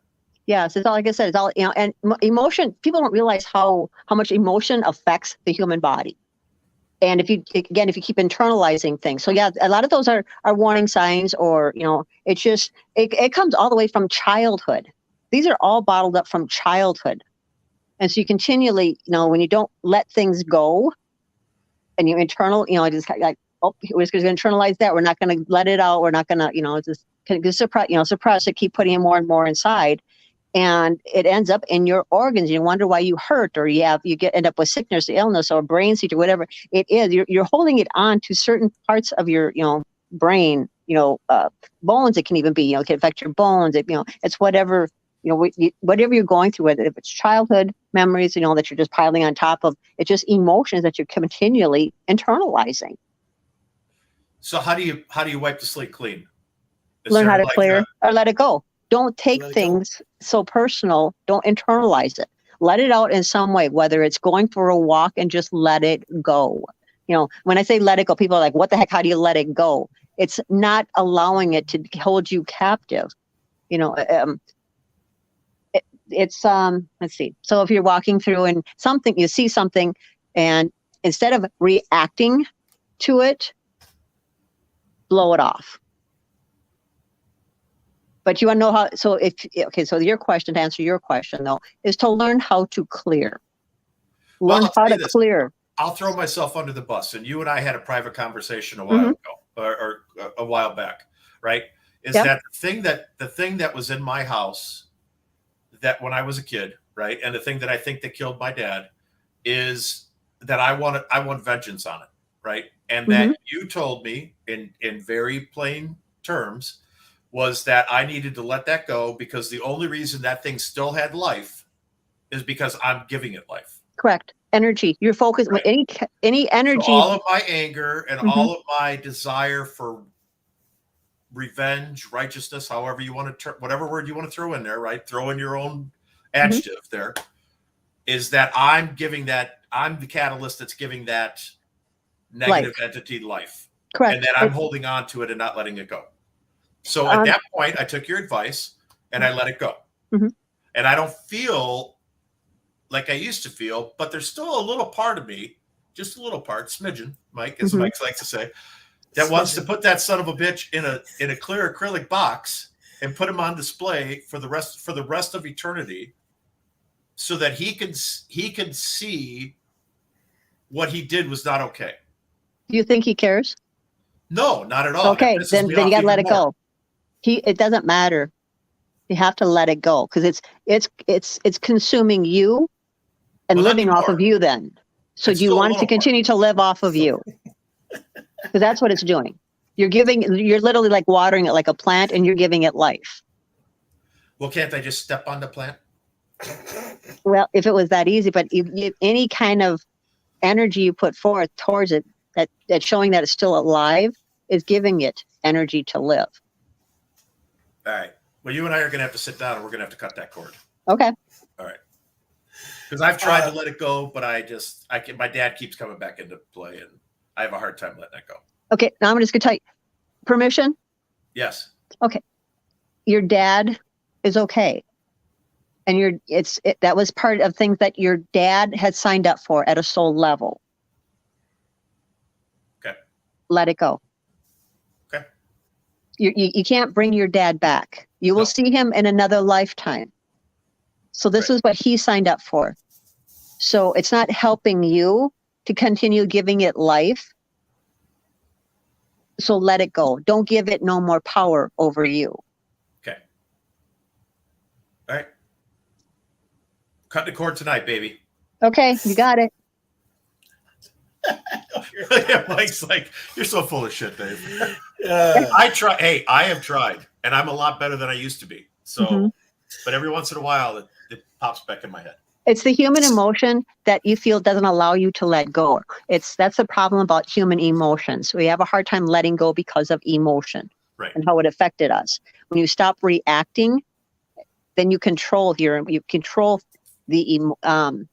outcome, and you don't let it affect you anymore. You're still allowing it to affect you. It is. Smidge. Yeah. Smidgen. Yeah, just a smidgen. So I wanted to say though, so when I showed that to Dave, and when I showed you the photo and everything like that, that mark had been around for 3 weeks at that time. Well, as I say, it was a month. Yeah. Yep. Yeah, I mean, it had not gone away, which is why I started reaching out, like, what is this? Because I always assumed it would just heal and go away. I didn't know what the hell it was. So after I talked to you, you gave me some avenues on how to do whatever it is I needed to do in order to feel better or whatever. Well, I took some of them and did it, and it's gone. So, like I said, so when I was doing the whole like other dimensional thing, I'm like, I was feeling a lot better. I was getting a lot of it out because that's what I was doing at the time. And and it's gone. So Good. Yeah, you showed me the other day, and it was like, I mean, it's barely visible. And when I saw it, not to like throw out like some, but it looked like the mark at Cain. We were laughing about it because I'm like, good God, it looks like supernatural, like the mark at Cain on him, but it looked like a handprint. And I'm like, and now it's there barely at the skin level, barely, but it's like 5% of what it was when I saw it the first time. So it's for the most part, it's not there. Yeah, I when I brought it to him, the thought in my mind at that time was, for people who out there who watch Supernatural are going to know, the handprint that Castiel had left on Dean when he got pulled from hell. And I'm like, it's not that big, because that was a huge freaking handprint. That was a big handprint, But I'm like, that's what it reminded me of. I'm like, what the F is going on here? Because that's not normal. Well, and it kind of looked like it. It looked like a palm and then a couple of fingertips. Yeah. If you really take a look at it. I mean, baby hand. Like a baby, like a small hand. Yeah. And I was kind of like, that's. So update. I'm healed. Yay! Good. Yeah, it's really good. Good job. I can cancel therapy. Before we jump into Bigfoot, which is I think what we're going to end with, I've got a question from a friend that I need to get in here tonight. So I have a very good friend of the show and a very good friend of mine, Terry, has a question, and I think she already knows how she feels about it, but she wanted me to bring it up on the show, maybe to get a little confirmation of how she feels. So whenever she sees cardinals, she always sees them in pairs. She never sees a cardinal alone, and it's always 2 red cardinals. So that would be 2 males together, not a male and a female. Obviously, male cardinals or female cardinals are kind of that dusky sand color with the red beak. So she sees 2 red cardinals together all the time. And every time she sees that, it gives her peace of mind that it's her grandparents watching out for her. And I just want to throw that out there because she asked me to ask you if that is what is happening, or if that is a representation of something else that she should know about, or if she's accurate in her representation of what she thinks it is. And if you don't know, that's okay too. No, it's fine. I'm just tapping in. I got to be careful when I'm tapping in. And do you want to see a picture? It's interesting. No, it's just interesting that you said it's 2 males that she's seen. Right. It's 2 red cardinals is how she described it to me. So that would be 2 males, because the female cardinals are not red. Right. And so that's what kind of, when you're saying that, it's like, well, her grandparents, would be one, male and female, right? And correct. Male and female, correct. That's what I thought too. I'm like, why would it be 2 male cardinals if it was right? grandparents? And so that's what kind of like, well, that's not quite completely accurate than what she's thinking. Sorry, I'm just trying to read what they're telling me. So hold on. She told me that to ask you, so I would say that it's okay that you have her permission, even though I Thank you. Speak for someone else, but what is her name again? Terry said. Terry. Okay. I'll show you a picture of her real quick, if that helps.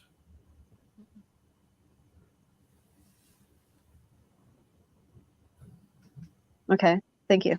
Mhm. Sorry, I'm talking to her grandmother right now. So, she wants to tell her it's okay. Something's going. It was just, yeah, it was more of a stuff that she's going through, and she wants to know if she's being watched over. And they just said that, you know, it's a this. I'm just seeing one of her grandparents. Like I said, it's her grandmother that showed up, and Okay. it just keeps saying it's everything. It's going to be okay. Okay. You know, she's being watched over, so everything's fine. And that's currently happening. Yes, Or because is this in the past? she's asking about her life itself. You know, is everything going to turn out? Because I don't know if she's struggling with a few things, but her grandmother just showed up and said, "Yeah, we showed up to show, you know, that way." For one, it just because there's the color itself is very vibrant, so it got her attention. Right. I'm trying to see why two of them showed up. You know, I'm trying to see why. I'm just seeing, like I said, the grandmother just happened to show up, and I was talking to her about this, and she was just kind of saying that, you know, to tell her everything's fine, and she's being watched over, so she's protected. Okay. I'm seeing arguments, something about arguments with her. I don't know if there's, I guess I don't want to get too personal because this is the information that she's given me. So they're just telling me that's, that, you know, the grandmother's telling her that she's watched over, and everything's, you know, she's going to be okay. Oh, okay. The grandmother just showed me that she separated the two, and they're like watching over her. It's the male parts that are watching over her. So it's the masculine. Okay. That's why they came up with two of the males. So possibly like the two grandpas? No, she just said that it's like they're watchers, what they call watchers. Okay. It just showed up in animal form, you know, bird form. Okay. But she just tried to show me that because when I looked now, she just actually showed me they separated and are watching over her. So that's, yeah, it's just a masculine, you know, it's a male and, you know, entities that it's the energy. I'm not going to say that whether they're relatives or not. It's just the energy and entities that are there are male that are watching over her. Okay. Right. Well, she's listening, so I'm sure okay. She'll let that soak in. Right. Yeah. So and then she'll have 100 questions for me after the show. Oh, that's fine. That's fine. I mean, so basically, just to put this into context, she's right about those cardinals being for her, watching over her, but they're not really associated with the grandparents. Right. They're not, like I said, I'm talking to her grandmother. So, and her grandmother's explaining what they are. Cause she just, like I said, she literally took the two birds. I'm like, what's with the birds? You know, why is it two males? And then she literally took them and separated them and saying, it's just, they're both watching over her. It's just a male essence that's there, because Terry believes that masculine is ones that have strength. Okay. And so that's what is just, they're just showing her that in male form, you know, the birds they're watching over her, and yes, she is, because she, like I said, they're just trying to tell her that she's protected and she's watched over. Okay, so but she's very loved, and everything's going to be okay. Yes. So whatever issues that she's dealing with right now, everything's going to sort itself out in a positive fashion. Correct. Whatever she's worried about will work out. Okay. She's protected. Okay. Good. All right, Bigfoot. Yeah, I knew we were heading there. I wanted to get this in before we got to Bigfoot. No, absolutely. Okay, so at the beginning of the show, I warned everybody that you had told me that what you were going to say about what Bigfoot is going to be batshit crazy. That's what Mike said. And I said, here's what's going to happen. She's going to be so far over this way that all of a sudden we're going to line up essentially perfectly. And I'm going to look at her and go, yeah, that's exactly what I've been saying for years. So we'll see where we go with this. I'm excited to see where we go. So okay. And in my defense, you told me that, you know, I better be prepared, because what you were going to tell me was going to like shock the world. So I'm just saying. Well, it's not what people think. Well, that's right. Why. Sorry, I had to grab something real quick. Okay. Yeah, it's just, well, a lot of this isn't documented, you know. I mean, you can go on YouTube and look up all the Bigfoot things. But okay, so are we asking now? Are we ready to go into that? Sorry, we had to ask first here, okay? Bigfoot, I mean, Bigfoot's known different names, as you know. We've got Bigfoot, we've got Sasquatch, that's Native American, and then we've got Yeti, and that's, where the colder areas are. Bigfoot The himself. Yowie. A what? You got the Yowie down in Australia's. Yowie, okay. Skunk Ape in Florida. Yeah. Yeah, it's all over. But they're all related, right? They're all the same species. Location, they're all okay. They're all the same species. They're interdimensional. That's why you'll never find any bones. It's interdimensional.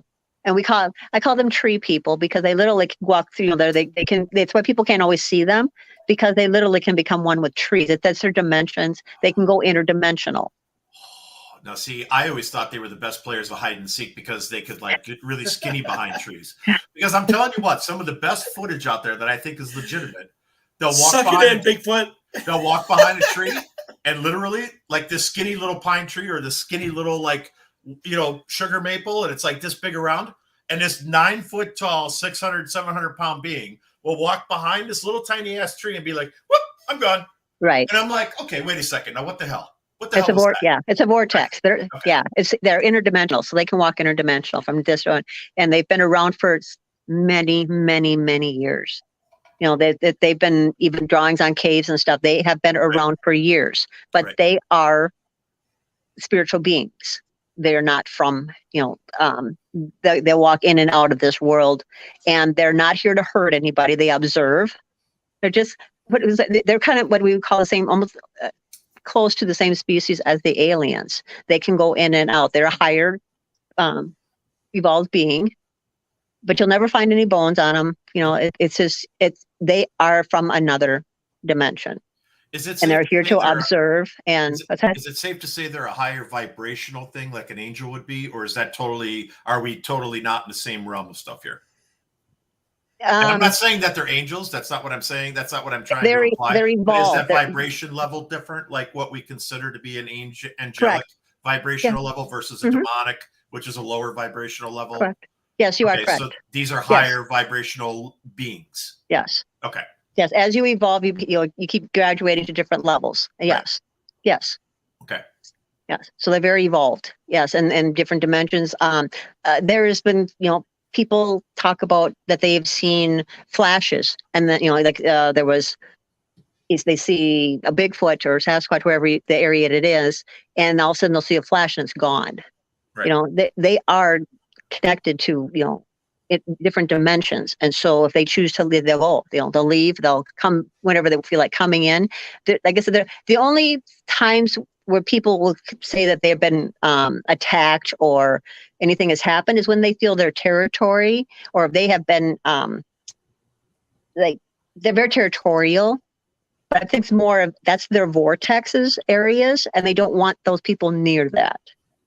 So they're trying to protect that, but also, people don't tell the whole truth. I'll just tell you that. They probably did something to offend them in some way, but they're not going to tell you that. Say, oh, they shaped our trailer house. They're not going to go approach something that's not harming them. It's just not what they do. They're interdimensional beings. They're here to observe, but they are territorial. So if somebody comes into their area, they're going to say, whoa, wait a minute, you're coming too close. So they will kind of do something to divert them from staying around that area. Okay, so 2 quick questions for you yes. as you're talking. Number one, there's a group of individuals that want to kill Sasquatch, and they run around in the woods with guns like idiots, and they're trying to kill a Sasquatch. I would assume, and don't answer this yet, but I would assume that pisses Sasquatch off. Oh yeah, I'm sorry, I'm talking with them right now, and they're laughing because they're sitting with this tree going, really, a gun? It's going to hurt us. Okay. Again, they're evolved. They just walk right into the tree is their dimension. Just walk right into it, and that's it. It doesn't matter which one they can. It's just they can walk into and become one with it. If they want to stay here, let's become one with the tree and not be seen, or just go into a different dimension and not be here. If they are an observational species, okay, which is what we're saying here, right? Which I totally agree with you. Why are they not seen in populated areas? Why are they seen in remote? It seems like every time you catch a decent footage or a decent story of Bigfoot, it's way up in the Sierras in California or Nevada or something like that, like, or in the Appalachian Trail. It's not like, why are they not walking around Chicago or New York or LA if they want to observe mankind? Or are they, and they're completely invisible and they really are there, which also has been a theory of mine, that they could possibly be there just like the aliens are, right? Because I totally believe that there's like an alien, like the whole thing of alien contact to me is already long gone. Like they're already here, right? Mhm. And people say, Been here well, for what, years. right? Yes. And they're like, well, They're how do you know? shapeshifters. I Yes. don't know, right? I Yes. don't know for sure. I can't prove it to you, but I think they're already here, right? And that they're living in society amongst us and they're observing us. And I've Yep. seen some really odd occurrences of things that maybe scratch my head that would make me think maybe this was an instance of an observational type being in a major metropolitan area, you know, that just didn't get noticed at the time because they blend right in with us. But is Bigfoot like that, or are we talking about separate types of interdimensional beings? Correct. They Okay. stay in the woods. They stay, and that's their safe, that kind of safe their zone. safe That's zone, just, where yeah, they're that's that. comfortable. They don't want to interact with humans. They just want to observe. Okay. Aliens themselves, it's kind of like aliens. Aliens will come, they'll observe, and then they take off. But you don't see them walking among. But I will answer. I'm going to go back to what you were talking about. Men in Black is true. If you ever seen the movie, that is true. Okay, but the human mind itself cannot comprehend that, so they have to take on a human form. And we're also, they're here for different reasons. So a lot of us have come here to help the mankind, so they don't become extinct. They're blowing up the earth, but there's also other species here that are trying to take the, earth itself. It has a lot of wonderful minerals and stuff that you can't find on other planets. And so, there's a lot of things going on that people have no idea. And so there's so many species here that people have no idea that they're living among us. And it's just like, it literally, I'm not lying. Men in Black does exist, and if not more. We've got different kind of species. It's just whatever we choose for people to see us at a different, what we really aren't. It's shapeshifters all the time, but we also are able to project into people's mind. This is what we look like, so this is what you're going to see. Right. So. Right. Yeah, but no. So are there people that can see? So it takes me back to the movie Constantine. If you ever saw the movie Constantine, I love that movie. I do too. Mike and I both love it. All right, all three of us are on the same page. We love the movie. Yep. So, like when he was a kid, he's on the bus and he saw the demon, right? Like he had the ability to see through the facade. Are there people who can see through the facade then of these dozens or hundreds, possibly, or thousands of different entities? Yes. Okay. Humans, no. So people, actually spiritual beings can. So the three of us in this room cannot. Yeah. I can. Sorry. Well, you just said humans no. So are you not a human? You want to get into this? Yeah. I'm a highly spiritual being. Okay. All right. Yeah, I'm interpreting. You told me I was a starseed. That's what you told me. Yes. Yeah. We're all from different planets, and we come here to help humans. And so, but we do have actual humans that live here that we're helping. So we have to, in order, like I said, that the human mind itself cannot. I'm sorry, what? I said, you hear that, Mike? I'm here to help you. I'm a starseed, and I'm here to help you because you're a human. The human mind cannot comprehend what's really here. And so we have to, again, look like a human to be able to help them, to interact with them. Okay. That makes sense. Okay. But we're all different planets, different galaxies. There is, planet-wise, there is over 11 billion different planets. And so people have no idea how many different planets and galaxies that are out there that are here, species that are here on Earth to help with humankind and stuff, what's going on. So when are we getting 0 point energy? When do we? Yeah. When do we stop relying on fossil fuels and actually get something like 0 point energy that allows, if that exists, that allows other entities to basically just show up into our planet and our solar system, and observe us. Obviously they're not burning dinosaur bones to get here. Right. The human mind is the only thing that limits us to do what we are doing right now. Well, I thought you There had to is pass no away first limitations. so that your spirit can flow. Our true spiritual form, we can do anything. There's no limitations. Just the human mind itself is what limits us and says we can't do it, or can't be what you just said. That's the only thing that's stopping that, is the human mind itself, the limitations that you're putting on it. Or what we've been told as we're Correct. growing up. But yeah, if you choose to believe. Because we're being put into this constrained box of Mhm. this is how you need to act, this is what you need to do, this is how you need to live, right? You know, the ghost in your closet is not real, the thing under your bed is not real, it's just your imagination, and all these constraints that keep piling in on us. Correct. Molding. Right. Yeah. Right. Molding who we become. Mind control. All mind control. Okay. Yeah, that's why commercials will continue to repeat themselves, because after a while you'll start believing what the commercials are, because that's marketing. You continue to repeat something, then you believe it. Well, then I must be special, because I never will ever go to Jared's or buy Progressive Insurance, or I never. So you're just chewing them out. You're chewing them out. Right. I don't need that. It's not important to me. Right. So I let Dave go on the huge tangent for the last 20 minutes. Now I want to go back. It's all yours. You run with it from here. I just have two questions on what you had mentioned. Okay, so you had said that Bigfoot, Sasquatch, whatever you want to call him, is here to observe, but does not want to interact with humans. Correct. So what are they actually here to observe? The evolving, how much they've evolved, or if they're going to, a lot of them, like I said, different species, they just want to see how much they've evolved, and if they're here to hurt anybody. If they want to make sure that they kind of keep them contained, if they haven't evolved enough to not blow each other up, which they haven't. And so it's like aliens. Aliens come here to observe, to see how far they've gotten. It's a science project. Earth is a science project. Okay, so that leads me to my next question. So you said that there were hundreds, maybe thousands of different species of aliens here from 11 billion planets and all these galaxies, and they're all here to help us. What makes us so special? Why are all these people coming from all these different places? Because of the minerals. The minerals that Earth has not been on any other planet.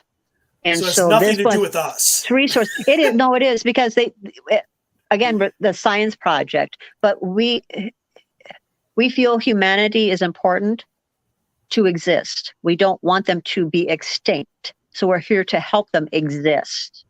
What makes them important, to answer your question, what makes them important? We feel they're important. We were told that they're important. There's a big beacon that went out and said, hey, we want, we need to save humanity. Who is willing to sign up for this? And we did. We answered that. It's like, okay, yeah, here. I'm here. I'm here anyways. I've been here forever. So yeah, I'm here to help. And there's other people around all different. It's like, yep, I'm here. I'll help out. And because they feel they're important, and they just believe in humans to be able to continue to evolve and quit going backwards. And it's been... They've started over many, many times. I'll just tell you that. It's not the first time. Who's they? Us? Yeah. Humanity as we know it? Yeah. Has been started over many, many times. I believe that. So I can't remember who it was or where I heard it. It might have been on a show. I don't know. But somebody had a, I don't want to say an abduction, because this person wasn't abducted, but he was like taken, and he had been so many times before, and he was given like a tour of the ship, or was on the bridge. I don't know what the hell was going on, but he saw a calendar like thing on the wall and asked about it. And the alien he was talking to said the experiment is almost over. What happens when the experiment is over? This time around, what's happening as we're being split into two Earths.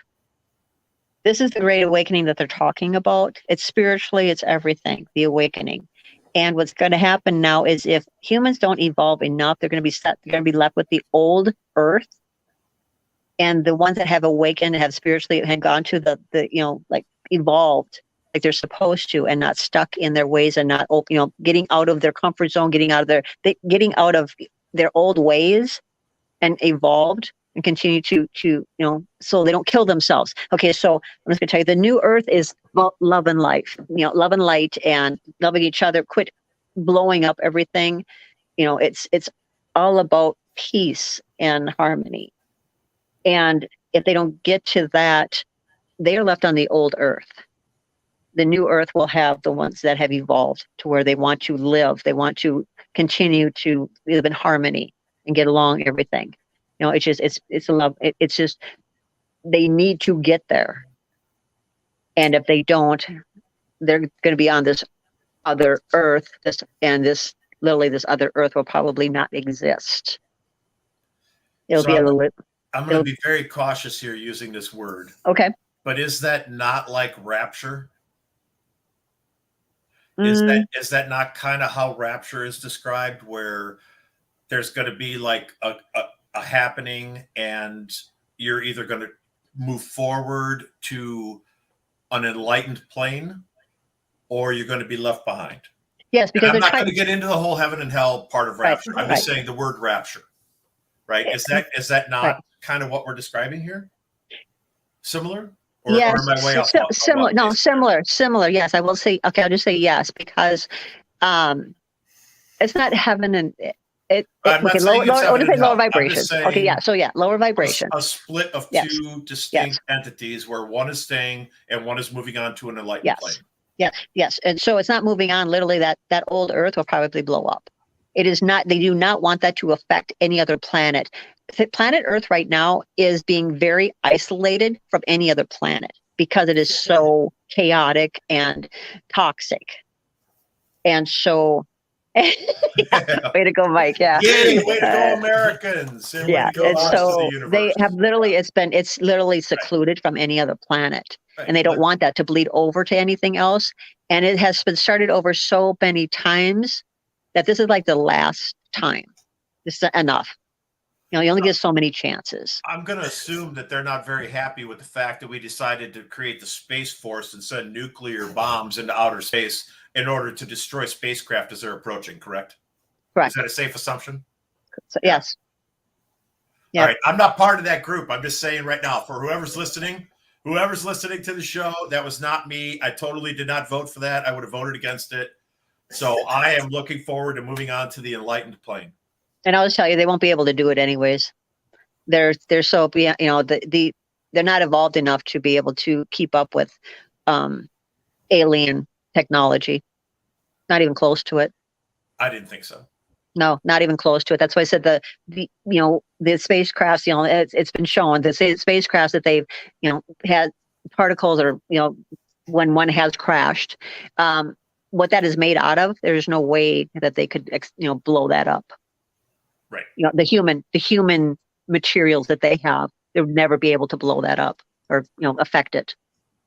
I'm going to be at the cantina bar having a drink with a band made up of 7 different unique individuals. Mm-hmm. Kind of like it's like Star Wars. Right, exactly. Yes. That's where I'm going to be. Yep. I'll be drinking a grog of something, I'll be the only person of my type sitting in that bar, speaking to 25 or 50 or 100, whatever, different individuals, and just smiling and be like, hey, I'm glad to see you guys. I'm glad I'm here. Mm-hmm. Because I did not vote for the Space Force. I'm just saying, I'm distancing myself. Yeah. So, well then, if you don't mind my asking, then if who does Bigfoot and Sasquatch report to? Like, what do they do with their observations? When observing, right? Just seeing how much man has evolved, and actually kind of laughing because they're like, my gosh, they haven't gotten past their ape selves that they have many years ago. They really haven't evolved, and they keep laughing at them. It's like, what are you doing? Why do you keep repeating? It's like you're going in a circle. You're chasing your tail. You aren't evolving. And so they're just like, okay, we just got to keep them there. Just keep them there, and keep them at arm's length. We don't want them to go anywhere else. So, All right. I kind of brought this up to Dave, I think, just before you came on. So this was the beginning of the show. People who go out squatching, whether they're doing it for scientific purposes, which, a lot of them do. And if you're out there to try to hunt them, then don't even listen to what I'm about to say. Right. But for the people who go out there for the scientific purposes, they just have cameras, that kind of stuff. Would it help to bring a medium along to try and actually communicate their intentions to Sasquatch? Or Do you want a medium or do you want a psychic? A medium is one. I said no to the medium because I don't think they're on the same wavelength. No, the medium is one response. medium is one that's talked to people that have passed over. Right. Or all right, fine. Psychic.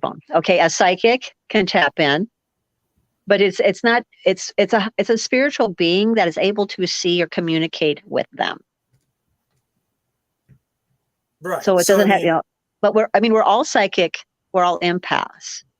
We're all mediums. We're all healers. It's if we choose to use them. Huh? And I'm a brick. Well, you're a brick. I'm not a brick.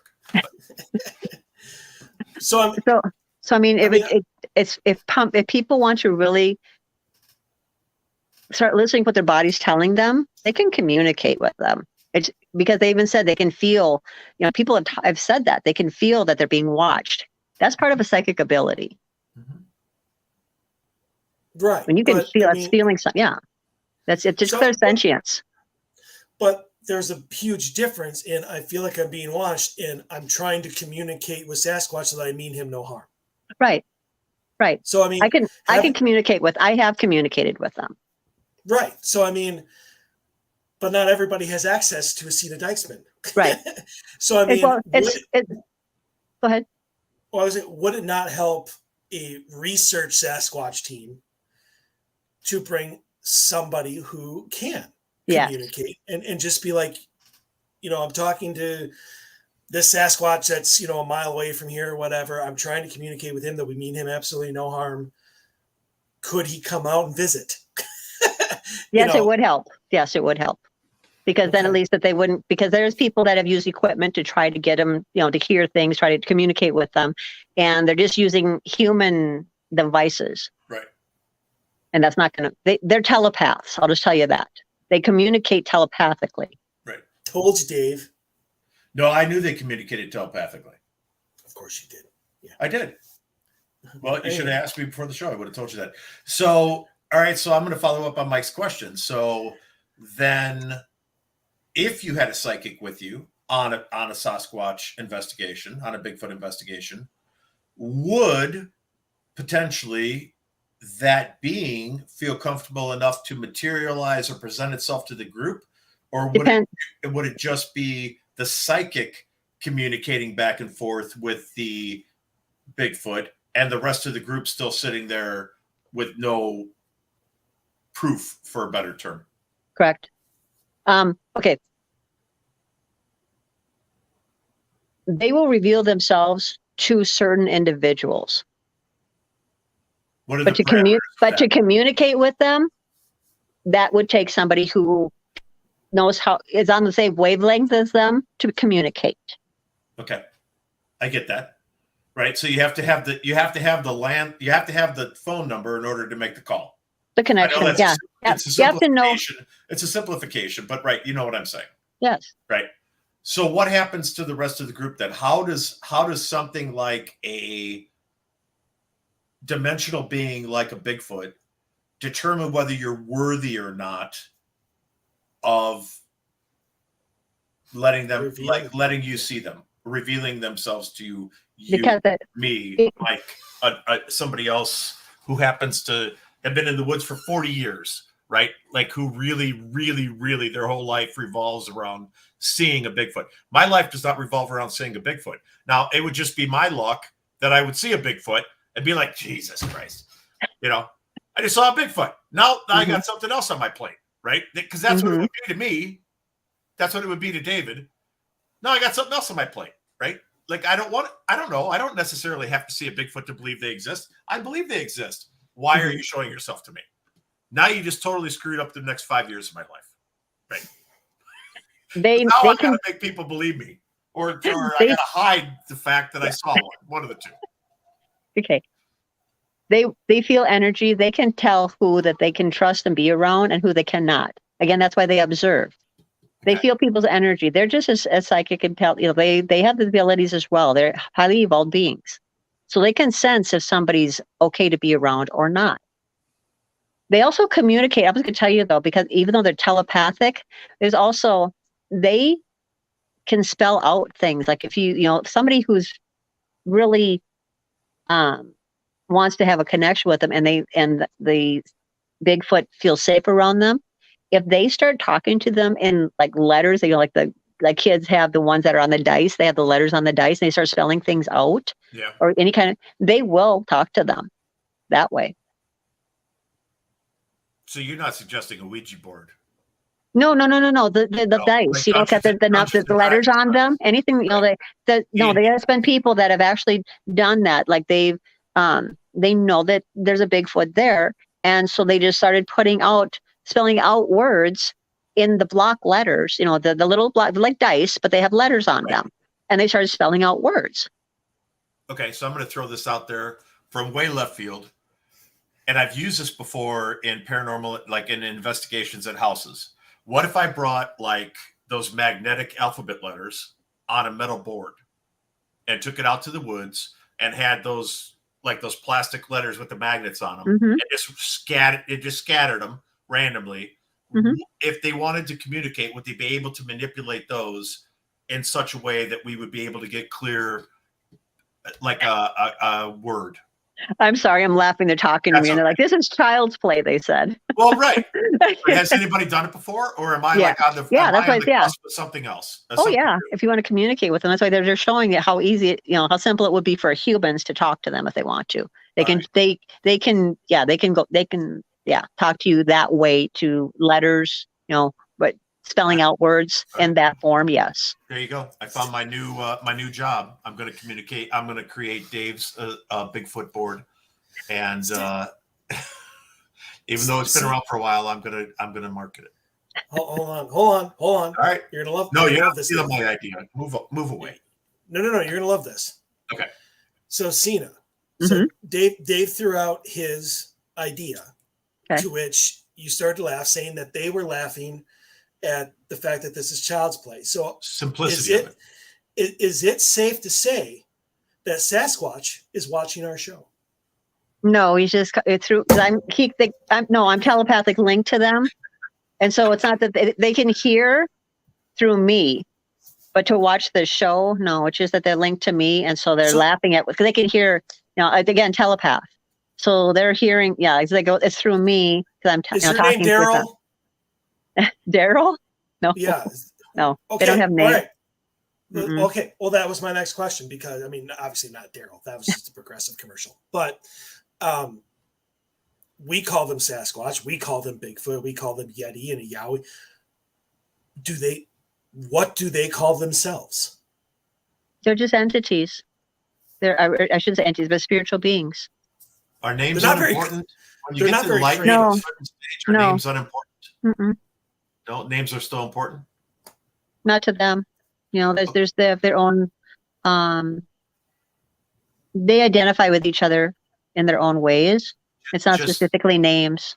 So, like, I would just know you because I know you because I've seen you before and we've sat down and communicated. I would just know you, but I don't have to know you as Sena, and you don't have to know me as David. We would just know each other. Everybody has different. When they approach somebody, it's different energies, and so that's how they recognize people. It's more energies. Signature, for lack of a better term, right? Just an energy signature, then. Yes. Okay. All right, so I'm going to segue real quick before we end this conversation.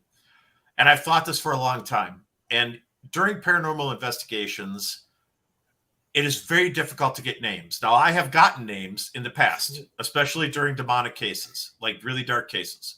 But outside of demonic cases, I have never gotten a name.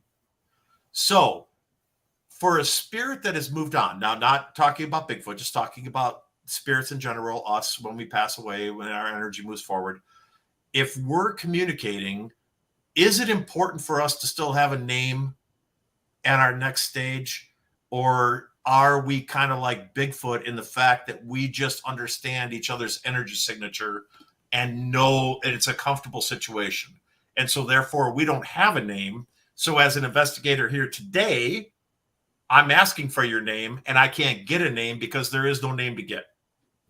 No, when they passed over, they still have a name for to be recognized. But when they okay, so the ones that you're talking to are normally earthbound, or they choose to come back to Earth to live. Okay, and again, difference between a ghost is earthbound, doesn't know they're dead, or just chooses not to be. They don't feel like they deserve to pass over, etc. And a spirit has passed over but came back, and usually it's their happy place that they come back to. So that's something where they grew up and it's happy. They will continue to have a name then. Okay. So why don't they want to give their name? Is there some reason why? Like, is there some law, or is it just choice? They just choose not to. Mm-hmm. It's a choice, but they're trying to communicate with you in other ways, though. How I'm seeing it when I'm watching you going through an investigation, and I'm watching what you're doing, and they're just saying that you're listening. You're listening with your human senses instead of your psychic senses. So what are you feeling? Because you're getting names that way. They're also telepaths. Spirits are telepaths, and so they can communicate that way as well. Right. So I get names that way, but then how do I verify those to the people that are with me? Because then you can ask them. Then you can say it out loud. The name that I'm sensing or I'm getting, telepathically is this. Is that correct? And then they will say yes or no. Okay. All right. Because I have had that happen many, many times. Mm-hmm. But I just choose not to say it because I'm like, well, right. Right. That's why I had to tell you that. People that are with me are going to be like, oh, sure, Dave. Like Mike just did when I told him that I understood that Bigfoot speak telepathically. Mm-hmm. That makes total sense to me that they do. Like, why would they not speak telepathically? Because they don't have a language. Go ahead, Mike. So then what do I do? Because I don't get names telepathically ever. And I said, like Dave, I don't get them on recorders either. Mm-hmm. So what is something it's a dark case? Well, I've never even gotten them on a dark case. Well, I get them on dark cases, but I don't get them on like good cases. Well, right, but I'm talking about me. Right. Mm-hmm. So I don't get them, period. At all. No matter how many times I asked, even though I've already made my intentions clear, I'm always like, my name is Mike. Can you please tell me your name so I know what I've even asked, what would you like me to call you? Just so they could make up a name if they wanted to. And I still don't get a name there either. Mm-hmm. So am I just douche rocket number 5 and they don't like me? Or no, you're choosing not to. We talked about this a while ago. I've been to different investigations with you. You have abilities that you're choosing not to use them. You guys as a child, you shut them down. And you're choosing not to opening them up at an adult level. And that's what I'm trying to tell you. A lot of them will talk telepathically. And you are just choosing telepathically. Well, you're just choosing not to use yours. I mean, it's stuff that for you need to open up more and know that you have the abilities and use them. And you're just choosing not to. Well, until I make that choice, how do I get people to give me their names? You don't. No, they're trying. You don't. Yeah. Because Dave can verify, you literally get names very easily. When you're tapping in, they'll tell you, they start talking to you. Right. But if you're not going to open up and allow them to talk to you that way, then they're just going to say, well, screw you. It's like they like to talk that way. They're not ones. I mean, they just don't see you as a receptor for their type of communication is what it is. And so they get frustrated and they move on. Well, they're not human anymore. Right. They're not, well, right. As obviously I won't. So they don't have a shell. So they don't verbally talk anymore. Right. No meat suit. Well, right. No, I get that. But, if I'm out to prove something for a client, if I'm out to confirm that they're not crazy, me doing telepathic shit doesn't help that. I need them to be on the recorder. I need them to use the equipment so that we can document that. Right. So Do you need them to verbally say what they need to? I mean, there's different yes, equipment. yes, I do. It's There important is for different Mike. equipment that you It's use. $25,000 worth of equipment to actually get something to justify the expenditure of $25,000 worth of equipment. Yeah. But okay, That's, so there's that's where different. Mike is. Right, but there's different ways to verify that there's a spirit there. You can use, the the computer. It shows when you use what the heck they had. We used to have it on their games, and you can actually use the same thing when you're doing on paranormal investigations. Literally, it's a stick man, but it picks up on energy. Oh, hangman. If there's Hangman? Are you talking just- hangman with the stick? Like where you could guess the letters type of thing, or no? No, they can sorry. actually, they use, what the heck? I'm just drawing a blank right now because it's been so long since I've done this, but a lot of paranormal teams that have been out there, they use this, it's on their computer, because then it literally picks up if there's a ghost and makes him a stick man. It literally follows the trace on if it's a dog SLS. or an. The SLS system. Okay, is that what? Structured- Yeah, I'm sorry, I didn't know what the name structured of it light was. sensor. Oh, Connect. Yeah. Okay, Connect is what Yeah, they call it on a Connect, Wii. yeah, Right, the you're talking Xbox about the Connect, Connect. which is a structured Okay. light sensor. Sorry, yeah, Yes. fine. So that's how you can verify things. There you go. It's showing you. It's right on the computer. It's showing you that there is. And I'm just going to tell you, 9 times out of 10, they already feel that there's something there. You don't have to verify for them that there's something there. Right. But then when you show them on a computer this Connect, and they're like, "Holy crap! I knew it was right there. I kept feeling it." Well, then you can show them that. That's how you can verify for them if you want to. That's their logic. Again, their human logical sense. That's their brain getting in the way of their spiritual side that already knows it's there. Yeah, I'm just going to skip over my opinion of the SLS. So, anyways, Sorry. I've seen the SLS do phenomenal things. I think some of it is misinterpreted, but I think some of it is really good. I agree. Don't get me wrong. It's got its place. It's got its place, right? On a door frame, no. In the middle of a room that you've been filming for 15 minutes, and then something just materializes on a sofa cushion, yes. Right? Mm-hmm. I mean, it's hard to say that sofa cushion is, on a tripod, that sofa cushion just showed an entity on it, right? That's kind of hard to dismiss that. So I get that. But you also see, I mean, if they want you to, I'll just tell you, a lot of them will show an imprint. If they've sat down, you'll show a dip in a couch. That's something that sat down there, or a bed, so they will show themselves if they want to. Right. I agree. I've seen that happen. So I'm totally 100% on board with you with that. Right. So we're like way out of time. Well, we started at 9:17, so we're only a couple minutes over, or 7:17. Sorry, so only a couple minutes over. No, I know. So anyway, Sena, if anybody who listens to this show has more questions for you or wants to ask you something that maybe we didn't talk about tonight, how would they best contact you? I've got a website. It's insightfulsoul.com. That's my business website that I have. I do this for a living. Been doing it plus 20 years, so it's not like I just started into this.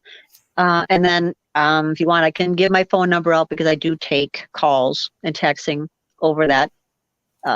No? Okay, so we won't do that. So I see the head going no. And that's why I just get the website. You can message me through my website. It'll have a email there that they can text and message me through that. So I've got 6 topics for Sena version 2, 2022. Already 6 topics, let alone whatever the hell might else come up in conversation. There's some things we talked about tonight. I've got 6 topics that'll take up more than an hour. So we would love to have you back if you have time for us. So. Yes, I do. And thank you very much for having me on again, too. Thank you. Yes. Absolutely. Absolutely. So, and I hope I answered all of your questions that you had. 90% of them. Okay. Which is better than most. So I'm going to give you a thumbs up. Oh, thank you. Appreciate Yes. Sure. that. you know me. Yes. So I take a little bit more than Dave. Right. But thank you for coming on. I enjoyed the conversation very, very much, and I hope that everybody else who listens to this show and who has listened already does as well. So I think there's a lot of really great information that was part of this. So we'll be back here next week with another brand new topic, and we'll see everybody then. Till next week, stay healthy, stay safe. We want to see you back here.